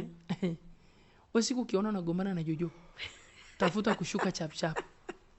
Tafuta kushuka chap chap. Yaani hapo mmoja asipokuwa katika Roho Mtakatifu. Na nikwambie ukweli, hakunaga ndoa isiyokuwa na makorokoro. Ni kweli. Usituone tuna miaka 28 ukafikiria hatujawahi kupishana. Kuna saa mwenzio ananiona mimi ni mbuzi na mimi namuona yeye ni nguruwe. Na ukiwa na hasira, mmoja anakuwa mbuzi, mwingine anakuwa mnyama huyu. Ukimtazama unajiuliza hivi ni yule. Mkirudi kwenye toba ndo unagundua ni yeye. Kumbe ni yeye. Ni yeye. Maana yake mnyama atamtreat mnyama mwenzie vibaya. Simba akimuona swala atamla. Ndio. Simba akimuona swala atafanya nini? Atamla. Ndio. Na nyoka akimuona mdudu mwingine atamgonga. Ndio. Kwa hiyo wewe unafikiri vinaanzaje? Yeah. Kukiharibika ndani, yes, matokeo ni mabaya. Kukitengenezeka ndani, ndiyo, matokeo ni mema. Kweli kabisa. Yes. Kwa hiyo hii kupelekea mimi niwe na changu na yawe na chake, chanzo cha uharibifu ni ndani kabisa. Nimekuambia hivi, Baraka, Mungu amesema hivi, ilivyo vyema ndugu wakikaa mahali pamoja tena kwa umoja. Huwezi kukaa pamoja bila kitu kinaitwa amani. Ni kweli. Alafu kuna watu kwenye ndoa wako pamoja lakini hawana umoja. Wako pamoja lakini hawana umoja. Na ndio maana hawazioni baraka. Mimi kuna kipindi, na sisi tumeshapita vipindi vingi vigumu sana. Kabisa. Hatujawahi kupita tukapita very smoothly. Lakini mara nyingi sana nikiombeaga watu wanakuambia, mtumishi, sisi tunapita eneo gumu kiuchumi, tuombe uchumi. Mimi nikwambie kabisa. Mimi sijui nitakuwa ni mtumishi ambaye ni mgeni kusema hichi kitu. Ndio. Sisi wa Kristo hatutakiwi kuomba baraka. Baraka ni posheni yetu. Kabisa. Baraka ni posheni yetu. Unajua, ukiangalia vizuri kwenye Biblia, mimi sijawahi kumuona Ibrahim akimwomba Mungu ambariki. Soma vizuri Biblia yako. Mimi sijawahi kumuona mahali Ibrahim amepiga magoti akamwomba Mungu ampe ng'ombe, ampe wale wanyama. Ibrahim alilia na Mungu, na wakati anaomba mtoto tayari alikuwa ni yeye bado tu ni tajiri. Umeona? Ndio. Kwa Mungu atusaidie sana. Kuna vitu vinavyotufanya sisi vinapush baraka za kiungu kwenye familia. Zinapush kabisa. Kwa kuna mtu anakuambia niombe familia yangu tunapita kiuchumi, lakini ukija kuangalia wanapita kiuchumi lakini hawapatani. Hawapatani. Jamani, mahali ambapo hapana amani, hapana baraka. Sasa. Na mahali ambapo hapana umoja, hapana baraka. Amos 3:3 anasema, wawili wenu watatembeaje wasipopatana? Na mimi nawaambiaga watu hivi, hakuna maendeleo yanaletwa na vitu vikubwa. Maendeleo yanaanza kuletwa na kitu kidogo. Ile income ndogo mlio nayo inaweza kufanya mambo makubwa sana. Amen. Matilda, amen. Sisi hatukuaga na hela nyingi sana. Kama nilivyokuambia, mimi nilikuwa nalipwa mshahara mdogo. Na yeye alikuwa analipwa ndio mshahara ni mkubwa. Lakini kuna kipindi imefika tunataka kujenga. Ndio. Kile kidogo tulienda tukapatania kiwanja. Tukapatania kiwanja. Si kwamba tulikuwa tuna hela yote. Tukasema tutalipa tuliomba wiki. Sasa tukijiangalia sasa, hiyo wiki tunaipataje? Tulirudi tukapambana. Mahali penye umoja, yes, hata kama amjaokoka, ziko baraka za kimungu. Ni formula. Yes. Na mahali hata kama tumeokoka, pana umoja, ziko baraka za kimungu. Amen. Kwa sababu siku zote 1 + 1 is equal to 2. Yes. If you need 2, lazima iwe plus something. Huwezi kuchukua 1 ukaweka plus dash is equal to 2. Mwanamke anayetaka kuziona baraka za Mungu kwenye familia yake, amen, lazima ashikane na mume wake. Mwanaume anayetaka kuona baraka kwenye familia yake, lazima ashikane na mke wake. Amen. Tena wanaume, Mungu awasaidie. Biblia inasema hivi, apataye mke apata kitu chema, apata kibali mbele za Bwana. Amen. Kuna namna ambavyo mwanaume akishindwa kukaa vizuri na mke wake, ziko baraka za kiungu zinazuiliwa kwake. Ndio maana kuna mahali Biblia inasema, enyi waume msiwe na uchungu na wake zenu, ili maombi yenu yasije kuzuiliwa. Yes. Maana yake chochote anachokiomba, chochote anachokitamani, chochote anachokitafuta kina uwezo wa kuzuiliwa. Si na shetani, si na majini, si na mizimu. Uchungu wa mwanaume ni kufuli cha kufunga baraka zake binafsi. Uchungu wa mwanaume? Uchungu wa mwanaume kwa mke wake. Biblia inasema wanaume msiwe na uchungu na wake zenu. Haijaandikwa. Yani Kwa sababu tunaenda taratibu. Yani kwa sababu hapo bado elezea vizuri. Naelezea. Kwamba hii hali atakayokuwa nayo mwanamume kwa mkewe ndio itakuwa chanzo. Kufuli. Sio matokeo ya kile alichokifanya. Yani mwanamke pale atakapoumia ndio italeta matokeo. Narudi huko. Kwa mfano, ndio mke na mume wamegombana. Mke na mume wamegombana. Sawa. Sijui nani ni chanzo. Anaweza kawa chanzo mke. Ndio. Mwanaume, yani ukweli kwanza wanaume wengi kwanza kwenye kusamehe wanahitaji neema ya Mungu. Wewe mwanaume unayenisikiliza na kuombea neema ya Mungu ya kusamehe. Amen. Yeah. Sasa unaweza kukuta wakabeba kile kitu. Ukashindwa kusamehe kwa wakati. Kutokusamehe kwa wakati, umeweka ukuta, umeweka uzio. Wa kumzuia Mungu kupita. Anayeamuru baraka na kuzileta baraka ndani yako ni Mungu. Yes. Kwa kama umemfungia Mungu nje, usitegemee baraka. Okay. Kama unaomba una uchungu, usitegemee baraka. Either ni mwanaume au ni mwanamke. Umenielewa ninachokisema? Sasa kuna hichi kitu kingine. Mwanaume anaweza kuwa na uchungu na mke wake. Ndio. Mwanaume anaweza kawa anaona mke wake amepungua thamani. Umenielewa? Mke akipungua thamani machoni pako, hajapungua thamani machoni pa Mungu. Yes. Mke akipungua thamani machoni pako, hajapungua thamani mbele za Mungu. Na ahadi ya Mungu iko pale pale. Okay. Apataye mke apata kitu chema. Ndio. Apata kibali mbele za Bwana. Kabisa. Wewe utamuona ni bomu. Mungu anakuona ni kitu chema. Mungu anaona ni sosi ya kibali chako. Sasa wakati wewe unamwona amepungua, unajizibia kibali chako. Unakisukuma kibali chako. Unakisukuma kibali chako. Okay. Sasa hiyo ni kwa upande wa wanaume. Lakini kuna kingine. Ili mwanaume afanikiwe, lazima achunge sana mke wake awe na amani. Okay. Yes. Okay. Yani katika kitu nimejifunza, mwanaume usimlize mke wako. Mke anapokuwa na uchungu na wewe, hiyo ni issue. Si anasema apata mke apata kitu chema. Jamani, kitu chema kitakiwa kuwa na uharibifu. Hata kama hicho kitu chema chenyewe ndio kimesababisha. Kwanza mimi nasemaga hivi. Yes. Sitetei wanawake. Nasema yes. Ndio. Kwa nini nasema yes? Nina ujasiri huu. Ndio. Hakuna mwanamume ambaye hawezi, mwanaume mwenye Kristo, ambaye hawezi kumtengeneza mwanamke mwenye udhaifu. Okay. Yes. Kabisa. Yani with confidence Matilda.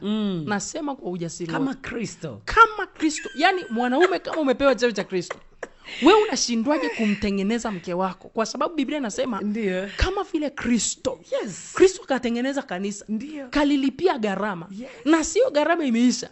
Ile gharama bado inanena kwa sisi ambao ni kanisa, ni mabibi harusi. Yes. Wewe mwanaume ukimkatia mke wako tamaa, uko kinyume na Mungu. Mwanaume ukimchukia mke wako kwa sababu ana udhaifu, hiyo nafasi ya Kristo unatakiwa ustaafu. Na ukisha staafu wewe nani? Haufai kuwa msaidizi. Yes, haufai kuwa msaidizi. Kwa sababu kama mwanamume ni kichwa, ile mamlaka ya Kristo imewekwa ndani ya mwanamume. Amen. Na mimi huwa na tabia kusema hivi, si kila mwanamume ana sifa ya kuwa kichwa. Ndio. Kuwa kichwa si kwa sababu una uwezo wa kuzaa. Kuwa kichwa ni nafasi ya kiroho aliyepewa mwanaume, amepewa na Kristo peke yake. Maana yake huyo mwanaume ni lazima awe na tabia kama za Kristo. Tabia. Sio kila mwanaume ana sifa ya kuwa kichwa. Ukitaka kugundua mwanaume ana sifa ya kuwa kichwa, angalia sifa za Yesu kwanza. Yesu ni nani? Namba 1, kuhani mkuu. Yes. Maana yake kila mwanamume anapaswa kuwa kuhani kwenye familia. Sawa. Turudi kwa wanaume. Ni wanaume wangapi wana uwezo wa kusimama mahali palipobomoka kwenye familia yao? Tuna ujasiri, tuna ushuhuda mzuri kwenye familia. Nenda kamtazame Ayubu. Aliyekuwa anasimama kwa niaba ya familia yake si mke wa Ayubu. Aliyekuwa anaamka kuombea watoto na kutoa sadaka ni Ayubu. Yes. Tuna mfano mzuri mzee Ibrahim. Sara alikuwa tasa. Nionyeshe maombi ya Sara kwenye Mwanzo. Hajawahi kuomba ili Mungu amfungue tumbo. Aliyekuwa anaenda mlimani kuomba na kutoa sadaka ni nani? Ni Ibrahim. Kwa hiyo mwanaume mwenye sifa kamili ya kuwa kichwa ni yule alikuwa na tabia sawa na Kristo. Uwezo wa kuzaa kukufanya kuwa kichwa. Kichwa ni nafasi ya kiroho. Narudia tena, kichwa ni nafasi ya kiroho aliyepewa mwanamume. Maana yake jinsi alivyo ndivyo mwanaume anapaswa kuwa. Amen. Sasa hii biashara ya kutafuta nafasi, mimi unatakiwa uniheshimu, mimi ni kichwa, mimi ni wewe, show us. We have evidence here. Evidence tunayo. Amen. Yesu alivyo tunamjua. Amina. Kama Kristo ameweza kulibadilisha kanisa, maana yake kila mwanamume ana uwezo kumbadilisha mke wake. Yes. Haijalishi mke ni dhaifu kiasi gani. Nguvu ya mabadiliko ya familia, nasemaga hivi, hayajawekwa kwa wanawake eti. Okay. Yamewekwa kwa wanaume. Lakini kutokana na wanaume kutokutambua nafasi zao, ndio maana wanawake tuko kazini. Okay. Yes. Na kitu kinachotesa ndoa nyingi ni mabadilishano ya nafasi. Ndio. Kwenye ulimwengu wa roho. Yes. Mabadilishano ya nafasi. Mabadilishano ya nafasi. Ndio. Kwa hiyo huyo mwanaume ambaye ni kichwa, ndio, tumtazame mfano mzuri. Unajua Hosea alivaa uhusika wa Yesu. Hosea alivyoambiwa amoe Gomeri yule kahaba. Ndio. Ni Kristo amechukua kanisa ambalo sisi ni kahaba. Ndio. Tunaonekana machoni pake ni kahaba. Mtu asiyemwabudu Mungu katika roho na kweli anafananishwa na kahaba katika ulimwengu wa roho. Ndio. Kwa hiyo Kristo pale alisimama kama Hosea. Kwa hiyo Hosea mwanaume aliweza kumuoa kahaba na kumbadilisha akawa mwanamke mtakatifu. Imagine anaenda kuolewa tena alafu anaenda kulipa tena gharama nyingine. Kwa hiyo kila mwanamume ana uwezo wa kulipa gharama spiritual and physical kumbadilisha mke wake. Lakini sasa hivi ni wanaume wangapi ambao anaweza akasema leo naingia kufunga, huyu mke ana mdomo mrefu, huyu mke simuelewi, akaingia kufunga na kuomba Mungu ambadilishe mke wake. Badala yake tuna wanawake wanaolia na kuomboleza ili Mungu abadilishe familia, ili Mungu abadilishe watoto. Ngoja nikurudishe tena. Unamkumbuka baba wa mwanampotevu? Ndio. Wewe umesoma Biblia, umemwona mama wa mwanampotevu? Sijamuona. Hujamuona, hata mimi sijamuona. Na kama kuna mtumishi au mchungaji au askofu alimuona mama wa mwanampotevu, aniandikie, yes, anipe mstari. Ndio. Manake yule baba wakati mtoto ameharibika, yeye alisimama. Nisikiliza nikuambie, nikisema mwanaume ndiye yoyote ana uwezo kubadilisha familia. Kwanza ni Mungu. Ndio. Kama mwamvuli. Yes. Alafu anafuata mwanamume ambaye ni kichwa. Master. Maana ule mwamvuli, neema ya Mungu iliyokaa juu ya mwanaume ndio inatakiwa kuifunika familia. Sawa sawa. Yes. Yes. Si ndiye baba? Ndio. Si ndiye kichwa? Master. Si ndiye kuwa ni mkuu? Kabisa. Kwanza mtoa sadaka mkubwa kwenye familia hatakiwi kuwa mwanamke, ni mwanaume. Ndio. Sasa angalia ni wanaume wangapi wanatoa sadaka? Mwanaume sasa hivi unamkuta nyie mnapelekea wachungaji wenu sadaka, au wachungaji wanapenda sadaka. Hakunaga sadaka ya mchungaji. Sadaka mpokea sadaka. Kuna mtoa, yani kuna makundi mawili tu. Ndio. Kuna anayeitwa mtoa sadaka na mpokea sadaka. Yes. Mtoa sadaka ni mwanadamu, mpokea sadaka ni Mungu. Hakuna kanisa linastahili kupokea sadaka, wala yani nikisema linastahili, sadaka ni kitu cha kiroho. Yes. Maana kinachobaki ni fedha taslimu. Mungu achukue fedha taslimu. Fedha taslimu ni kwa ajili ya malipo halali ya Tanzania, mnachoenda kukilipia. Lakini sadaka kiroho imechukuliwa na Mungu. Sasa turudi tuangalie. Kwanza tunaweza kukuta kuna wanaume wengi hawatoi mafungu ya 10. Wewe unataka kubarikiweje? Wa kwanza kutoa fungu la 10 kibibilia ni mwanaume. Yes. Kwa hiyo wanaume bwana, I'm telling you this. Wanaume ni nafasi, ni kichwa, ni nafasi ya kiroho. Amen. Si uwezo wa kuzaa. Yaani kuna tofauti kubwa sana. Umenitoa kule kwenye uchumi, umenirudisha huko. Turudi hapo, tuna dakika kadhaa. Msikilizaji, leo mtumishi wa Mungu ametoa kodi za kiroho. Unajua kama uko mwilini ukimsikiliza mwalimu Florence kidogo maswali yanaweza yakawa magumu kujibika. Lakini tunazungumza na wanandoa wa ndoa za Kikristo, ndoa za kifalme. Siri za baraka zetu zimefichwa kwenye kitu kinaitwa amani na umoja. Na mwalimu amesema mnaweza mkawa pamoja lakini msiwe wamoja. Yaani tukawaona tu na shadow zenu mmepaka, kweli vitenge mmeshona sare, mnakuja kanisani pamoja, lakini mpo pamoja ila umoja katikati yenu. Sasa hapo penye kukosa umoja panakimbiza baraka zenu. Nambari zangu za simu hapa studio ni 0672510110. Tuna dakika 7 za kuzungumza, alafu tuna dakika 8 za kusoma message, alafu tuna dakika 2 za kuomba na msikilizaji anayetusikiliza. Karibu mwalimu, upige hatua nyingine. Ndio. Asante sana Matilda. Ndio. Nilikwambia pasipo amani hakuna baraka. Ndio. Na baraka sio moja. Yes. Ziko baraka nyingi. Kuna baraka za roho na baraka za mwili. Ndio. Afu kumbuka sisi hatutakiwi kuomba baraka. Imagine waraka watatu wa Yohana mstari wa 2. Anayetuombea tubarikiwe sio sisi wanadamu. Mungu anasema mpenzi, naomba ufanikiwe katika mambo yote. Maana sio sisi ndio tunataka tuombe sana baraka. Mungu alishataka sisi tufanikiwe. Maana yeye yuko tayari kutimiza kile anachokitaka kwetu. Lakini Mungu atusaidie hizi baraka. Lakini kuna kitu tena nimekuambia kinachoweza kuondoa, nimekuambia kuhusu uchungu, magomvi. Lakini kingine kitu kikubwa ambacho wala sio cha kiroho, ni cha kiakili, Matilda. Cha kiakili kabisa. Kwenye kufanya maendeleo yoyote kwenye familia hakuhitaji pesa nyingi. Panahitaji mipango. Panahitaji mipango na utekelezaji.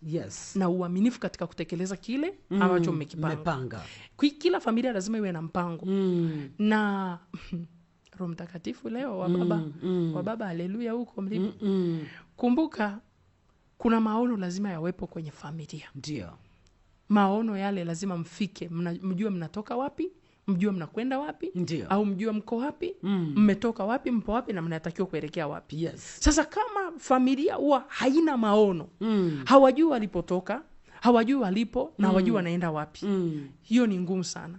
Na familia ambayo inaweza kufika kwenye yale maono kwenye eneo la kwenye yale maono kwenye familia yao ni wale ambao wako pamoja na wana umoja. Na kwenye ndoa hakuna sijui maono yangu, hakuna sijui maono yake. Yangu yakishakuwa Mungu amenionyesha. Maana kuna mwingine anaweza kama Mungu anamsemesha, lakini mtekelezaji mkubwa ni mwenzie. Umenielewa? So kile kitu tunataka tuungane tufanye pamoja. Hayo sasa inaweza kuwa ya kiroho pia na ya kimwili. Ngoja nije nizungumzie kitu cha kimwili ambacho watu wengi wanateseka sana kuhusu mafanikio kwenye eneo la mwili. Kuhusu kufanikiwa kimwili, mfano kupata hizi material things, kupata nyumba, kupata magari, kupata mashamba, kupata nini, hivyo. Mafanikio au kufikia hatua fulani kimaisha, kwanza ni kiu yako. Lakini unaweza kuyafikia si mpaka uwe na pesa nyingi. Hapana. Hapana.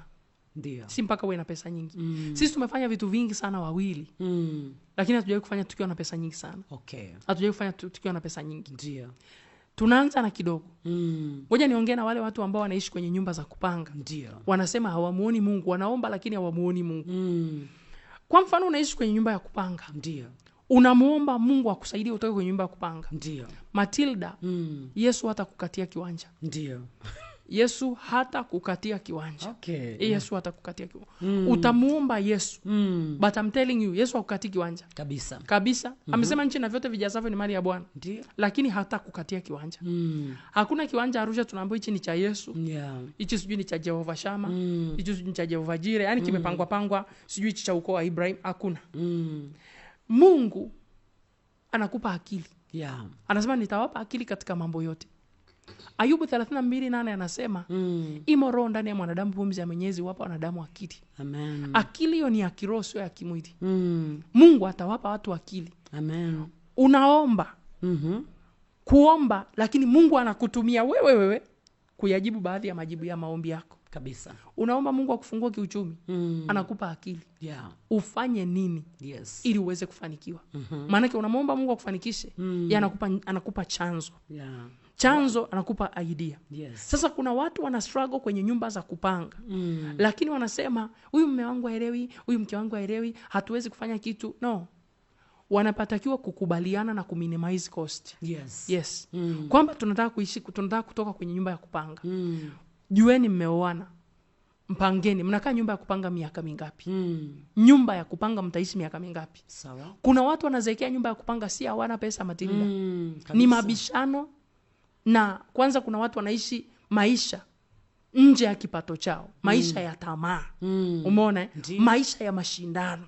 Maisha ya mashindano. Unamkuta mtu anaomba, anakwenda kwenye maombi, anafunga, lakini still anataka Mungu ampatie, lakini anashindana na jirani yake. Ishi kama unahitaji kufanikiwa, ishi maisha yako kulingana na Mungu anavyokubariki. Na kile Mungu anachokubariki, jifunzeni kupanga. Jifunzeni kupanga. Pangeni budget. Kama jirani yako anakula 30,000 kwa siku, si lazima ule 30,000 kwa siku. Unaweza kula 5,000. Yes. Ukitenga 25,000 ukaweka akiba, ni matofali 25 Matilda. Piga ukaweka 25 kwa wiki, umepata matofali mangapi? 25 kwa wiki ni matofali zaidi ya 100 na kabisa. Umenielewa? Ndio. Kwa hiyo kufanya maendeleo sio mpaka pesa nyingi. Okay. Unaweza ukamwona jirani yako labda ni mwanamke. Mimi unajua na miaka yangu yote sijawahi kumlilia ubaba. Sijui ninulie kanga, ninulie kitenge, nishone nguo, nipeleke saluni, wala siombagi. Ndio. Siombi kwa sababu ni wajibu wake. Okay. Unajua mwanaume anayetambua wajibu wake anatakiwa ajue mke wangu hivi ni mzuri, anapendeza. Sawa, anapendeza. Huwezi kusema napenda nywele zako, hujui gharama ya saluni. Usicheke.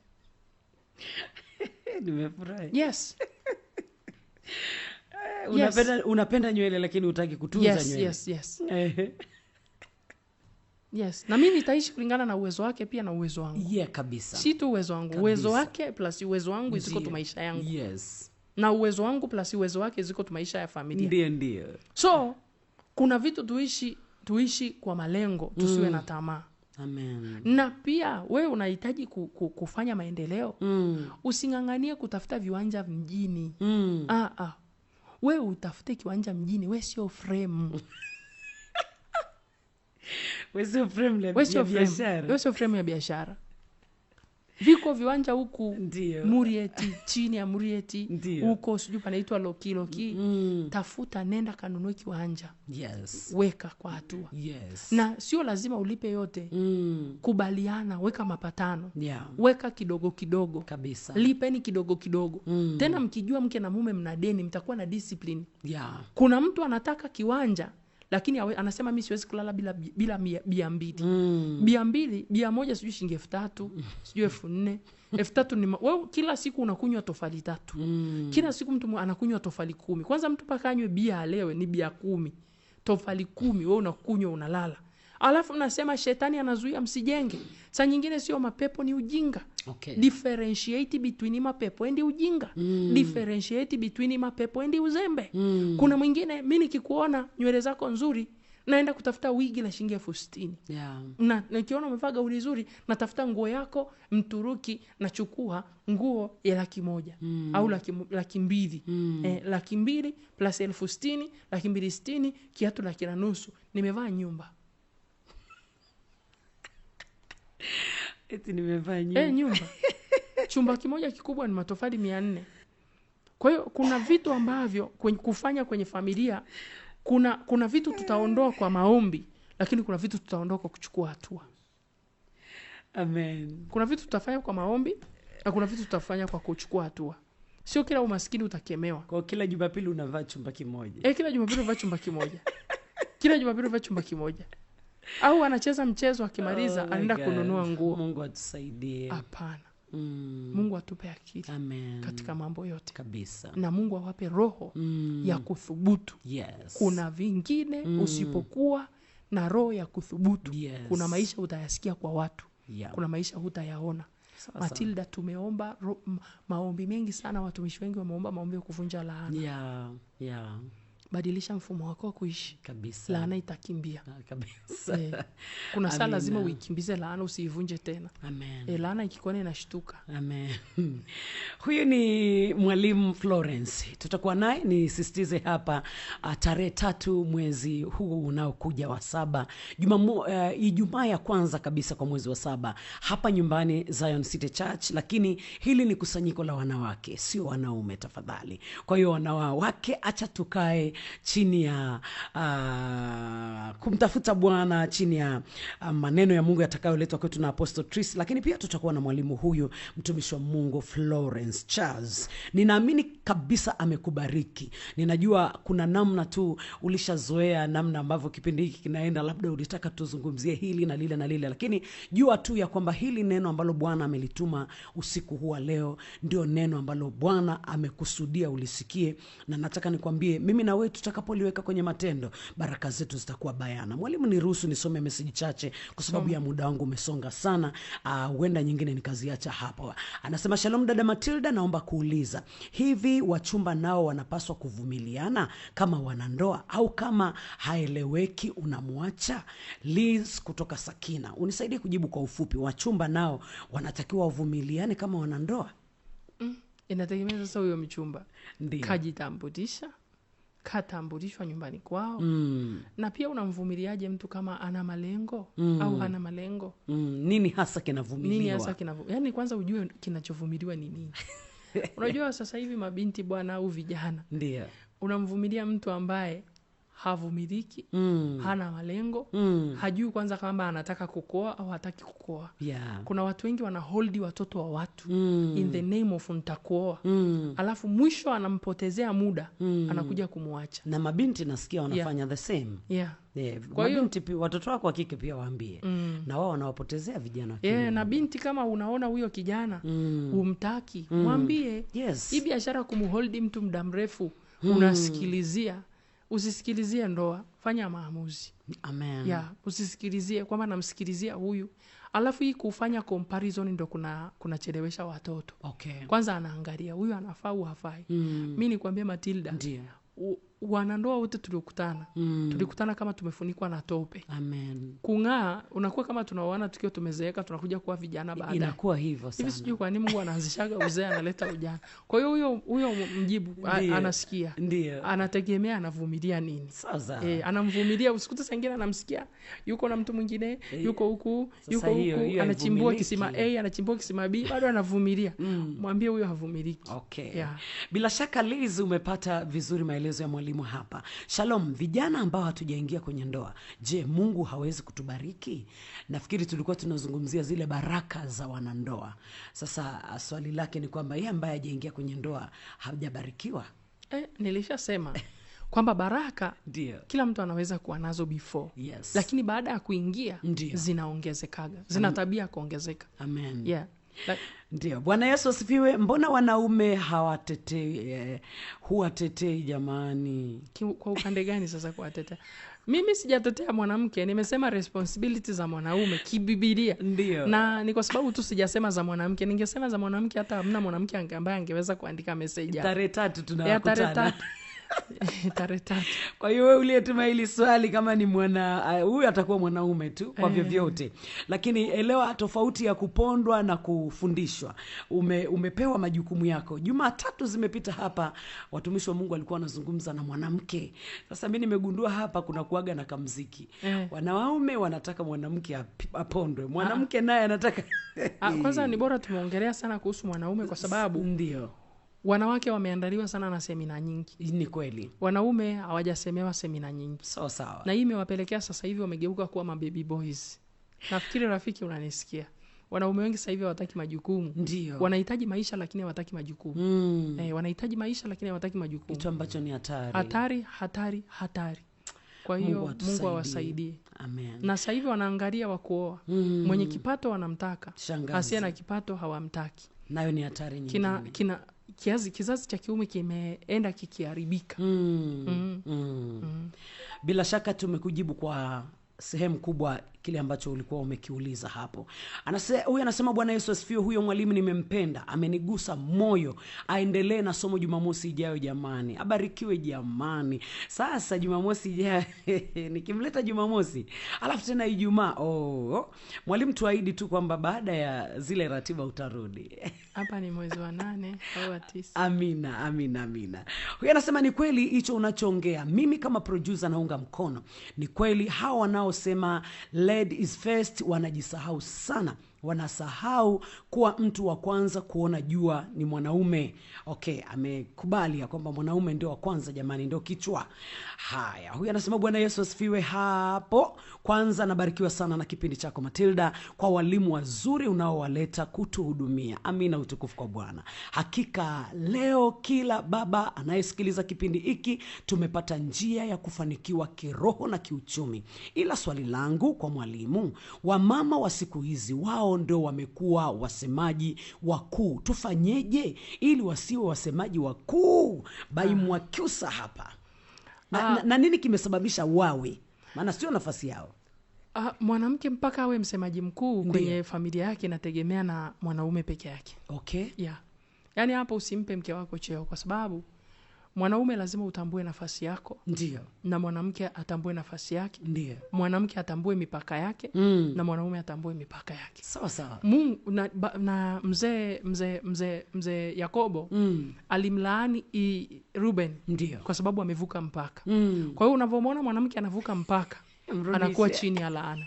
Sasa ili umsaidie mke wako asiwe chini ya laana, mrudishe. Na tabia ya mwanamke, mimi nasemaga hivi, mwanamke ameumbwa kutawaliwa. Nawaambiaga mabinti, kama uwezi kutawaliwa baki kwenu. Ukiona mke wako anainuka mabega, ni bro jichunguze. Bro jichunguze. Kuna mahali hujakaa vizuri. Kaa vizuri wewe. Kaa vizuri wewe. Kaa vizuri wewe. Sio mwanamke ajue kwamba yeye anatakiwa kuwa chini ya. Lakini pia kingine Matilda, mwanamke akiwa sana yani mwanaume ajitahidi sana kusimama kwenye nafasi yake. Asimpishe mke kwenye nafasi. Okay. Yes. Okay. Kwa sababu hapo kuna kitu, dakika zetu zinasonga na message ni nyingi, lakini mwalimu, naomba tujenge hoja kwa dakika chache. Kuna kitu nimekuwa nakisikia hapa, wanawake wanasema, mimi nalipa ada na nalipa kodi, nasomesha watoto, ndio kulipa ada huko, na wapa chakula. Unataka kuniambia huyo mwanamke hawezi kuheshimu? Simple and clear. Huo ndio ukweli.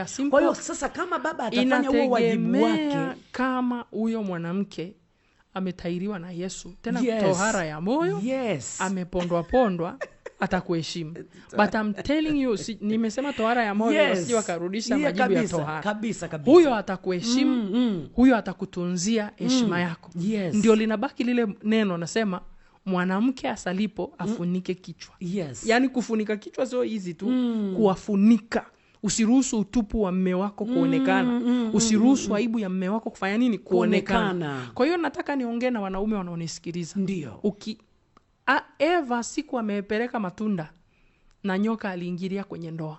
Yes. Kwa hiyo waangalie sana. Na akala. Kwa hiyo mwanamume jitahidi kusimama kwenye nafasi yako. Nakumbuka kuna siku moja, nimalizie ushuhuda. Nilikuwa namsikiliza ni muinjilisti. Tulikuwa tumekutana kanisa fulani, sitaki kutaja kanisa. Huyo muinjilisti akasema mke wake, yeye ni muinjilisti, kumbuka mishahara ya wainjilisti. Akasema kwenye maisha yangu mke wangu haruhusiwi kulipa school fees. Asija akanisomesha watoto, baadaye watoto wakageuka wakaanza kuniimbia nani kama mama, watoto wakanisahau. Akasema kwenye uinjilisti wangu mke wangu haruhusiwi kununulia chakula. Kwa nini? Chakula, school fees, I'll do it myself. Yaani hicho alijiwekea. Kwa hiyo huyo mwanaume anauliza kwa nini mwanamke ana sauti, aangalie, je, nafasi yake ni thabiti kwenye familia yake? Nafikiri ameuliza ni mtangazaji, ameuliza kwa niaba ya jamii kwa ujumla, lakini kweli ni changamoto ambayo inatesa familia nyingi. Nikuambie ukweli. Mwanamke anayejihudumia hawezi kusubmit kwako hata siku moja. Inategemea awe ametairiwa. Narudia tena, inategemea awe ametairiwa na Bwana Yesu. Kabisa. Tena tohara ya moyo. Yes. Hata kama anasubmit kwa uchungu na unafiki juu na upendo unakuwa haupo. Barua ni ndefu huko. Shalomu watumishi wa Mungu, huwa napenda sana kusikiliza hiki kipindi, maana kinanibariki sana, na leo nimejifunza mengi sana kutoka kwa madam hapo. Mimi wazazi wangu wapo, lakini wametengana tangu nikiwa na miaka 8. Mpaka leo nimekuwa mtu mzima sasa, sijapata uzoefu wa ndoa kwa wazazi wangu, ila kwa kadiri ninavyozidi kuwasikiliza nyie, napata elimu kubwa sana ambayo najua hata nikiolewa baadaye itanijenga, itakuwa ndani yangu. Kwani natamani sana Mungu anisaidie nije niwe na ndoa nzuri ya baraka kwa wengine, maana sitaki niwe kama wazazi wangu. Mimi nimelelewa na mama tu, tumeteseka sana na maisha, naomba Mungu anisaidie. Wow. Tunafurahi kama kuna mtu tunamtengeneza hapa. Amen. Nikimbie kwa haraka meseji hizi niziwahi ili angalau dakika 10 niondoke. Shalom dada, je, tumepataje elimu ya mahusiano kwa vijana kutoka kwa watumishi hapo? Naona amenyoka sana huyo mama. Anatamani uje uzungumze na vijana. Okay. Meseji nyingi zinaomba namba yako. Ujiandae pale mwishoni utatupa namba tafadhali. Mafunzo mazuri sana, nimepata kitu. Naitwa Sesi. Shukrani sana Cecilia. Haya, huyu anasema mwalimu wa leo ni mkali. Hongera sana kutuambia ukweli wazi wazi. Maana maisha hayana huruma jamani. Thanks a lot. Angel kutoka Sakina. Safi, asante sana Angel. Huyu anasema shalom, huyo mtumishi amekataa kabisa kulogwa. Amekataa Ugalatia. Jamani, amefungua akili. I say, Jumatatu nataka nimsikie kwenye kipindi cha Wagalatia. Sasa ni kipindi ambacho huwa tunakiendesha pale. Hawa ni wasikilizaji wetu wenyeji yani. Huyu anasema Bwana asifiwe, huyo mwalimu nimempenda jamani, amenigusa moyo wangu. Jumamosi arudi tena tafadhali dada Matilda. Hatupe namba zake huyo mwalimu. Wanawake wengi wako kwenye mikopo, wanakopa hela, wanafanya vitu vingi kwa siri. Mwalimu, wanawake kufanya mikopo na vitu vingi kwa siri. Ndio. Sangine kulingana na mzigo wa familia kuwa mzito. Ndio. Hakuna mwanamke atakubali mtoto wake akae hapo aishi maisha yake. Kama mwanamke hajasoma, atafight. Ndio. Paka mwisho ili mtoto asome, atafight mtoto ale, atafight mtoto afanikiwe. Amina. Sasa cha muhimu tu niseme. Ndio. Ili hawa wanawake wasiingie kwenye hii mikopo ya siri, yes. Mikopo ya aibu, mikopo ya kunyang'anywa nyumba, Ndio. Mikopo ya kunyang'anywa vitu, sawa. Wanaume warudi kwenye nafasi. Sawa. Simple and clear. Sawa. Hakuna mwanamke anapenda kuteseka. Mimi nasemaga hivi. Unajua Matilda hakunaga mwanamke wa shoka Ndio. Ala hamnaga mwanamke wa shoka. Hamna mwanamke wa shoka. Kwenye Biblia mwanzo mpaka Ufunuo hakuna mwanamke wa shoka. Kwenye Biblia mwanzo mpaka Ufunuo hakuna mwanamke wa nguvu. Sisi hatujaumbwa kuwa wa shoka, hatujaumbwa kuwa wa nguvu, hatujaumbwa kuwa wa chochote. Ndio. Wanaopaswa kuwa wa shoka. Wanaume wanatakiwa kuwa wa shoka, wanaume wanatakiwa kuwa wa nguvu. Watu waache, sisi tunatakiwa tu wanawake wa nguvu za Roho Mtakatifu. Amen. Kila mwanamke mzuri ndiye mjio kwenye Biblia amejazwa Roho Mtakatifu. Lakini haya majukumu yanatuloga. Ndio. Yanatufanya tunajiita wanawake wa shoka. Ndio. Kwa sababu tumeweza kupasua magogo magumu kwenye familia. Sasa yenye wanaume mnaonisikiliza, Mungu awarudishie magogo yenu, myapasue wenyewe. Mwache hao wadada sasa na hao mama at least wazeke kidogo katika amani. Amina. Ya Kristo. Amina. Mungu akubariki sana. Barikiwe sana mtumishi wa Mungu Mr. Charles, barikiwe sana baba. Nikiwaangalia tu mnavyoongea naona namna ambavyo Mungu anachanganya mambo yake. Tuna mkesha wetu tarehe 3. Tafadhali nisaidie kumkaribisha mwanamke anayekusikia na binti. Ndio. Kicheka nitacheka. Nimeacha. Chukua nafasi hii kuwakaribisha wanawake na mabinti. Yes. Kwenye mkesha mkubwa utakaofanyika hapa Zion. Ndio. Kwa kweli njoo tuombe. Amen. Kuna vitu vinahitaji maombi, kuna vitu vinahitaji fundisho. Yes. Yesu alisema mtaifahamu kweli. Ndio. Na hiyo kweli itawaweka huru. Amina. Kuna uhuru. Yes. Unaopatikana tu kwa ajili ya fundisho. Amen. Na kuna uhuru unaopatikana kwa maombi. Yes. Kwa hiyo nachukua nafasi hii kuwakaribisha. Tutakuwa na mama yetu. Ndio. Mama Tracy Shumbusho. Yes. Kwa hiyo yani mimi mwenyewe naitegemea faya. Umeona itakuwa sio kitu cha kitoto. Amina. Kwa hiyo nachukua nafasi kumkaribisha. Kabisa. Kwa hiyo hapo tutaomba na kila mwanamke ataijua nafasi yake katika Kristo Yesu. Amen. Na utajua jinsi ya kuingia patakatifu patakatifu. Yes. Kwa ajili ya familia yako. Amina. Itakupa ujasiri. Amen. Mimi nimemwona Mungu akinisaidia kwa namna hiyo. Amen. Sina refa mjini. Sina watu wanaojua majina yangu. Sina watu wa kunisemea. Ndio. Sina watetezi. Ndio. Bali nina mbingu na kiti cha enzi na aliyeketi kwenye kiti. Amen. Kwa hiyo nawakaribisha wanawake. Ndio. Karibuni wote. Mabinti. Amen. Njooni tuombe. Amen. Maisha aliyoishi mama yako hautaishi kwa jina la Yesu. Amen. Machozi aliyopitia mama yako hutalia kwa jina la Yesu. Aibu aliyopata mama yako hutaipata kwa jina la Yesu. jina la Alipochorewa mpaka yeye, Ndiyo. wewe utavuka kwa damu ya Yesu. Alipozuiliwa yeye, wewe utaenda kwa jina la Yesu Kristo mwana Mungu aliye hai. Na yale maisha uliokusudiwa utayaishi. Hutachelewa, hutacheleweshwa, hutazuiliwa. Wewe utakuwa ni yule asiyezuiliwa na asiyezuilika. Hutalogwa na hutalogeka kwa jina la Yesu. Amen. Mungu awabariki, tunawakaribisha. Amen. Ubarikiwe tena na tena na tena. Na karibu. Umesikia wasikilizaji wanasema nikurudishe, na mimi natangaza kwenye microphone hii sina kizuizi cha kukurudisha. Tutakuwa na mkesha, najua ratiba ya mtumishi wa Mungu huyu imebana. Ni mtu niko naye karibu, kwa hiyo nafahamu kwa sehemu kidogo namna ambavyo Bwana anamtumia katika maeneo mbalimbali. Lakini nikwambie tu msikilizaji, Mungu akitupa neema mwezi wa 8 wa 9 huenda tukawa na mtumishi wa Mungu hapa. Lakini sasa tuna upendeleo tarehe 3 kwa wanawake kuanzia saa 3 kamili mpaka asubuhi. Huyu ni mmoja kati ya wale wanenaji. Tutaomba sana, tutasikia neno la Mungu, tutaulizana maswali, tutatiana moyo. Njoo na rafiki yako. Mtumishi wa Mungu, tunapomaliza tafadhali tupatie namba za simu. Nitawapa namba za simu za Airtel. Ni sawa. 0784 0784 79 79 40 40 65. 65. Turudie. 0784 0784 79 79 60. Is it 60 or 40? 79 40 65. 65. I'm sorry. Okay, naomba nirudie mimi. 0784 79 40 65 au 8 65. Namba za mtumishi wa Mungu Mwalimu Florence 0784 79 40 65. Mungu wa mbinguni awabariki tena na tena na tena. Mmeshatubariki. Mioyo yetu imeondoka tukiwa na furaha kabisa.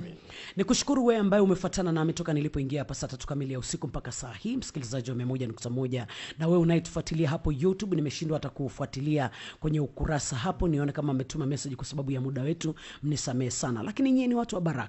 Mungu wa mbinguni awatunze. Mwalimu huyu ana kitu cha madhabahuni jamani. Nimeelewa mpaka basi. Nimemaliza na message ya huyo. Nita Matilda Mlai wa JJ. Jumatatu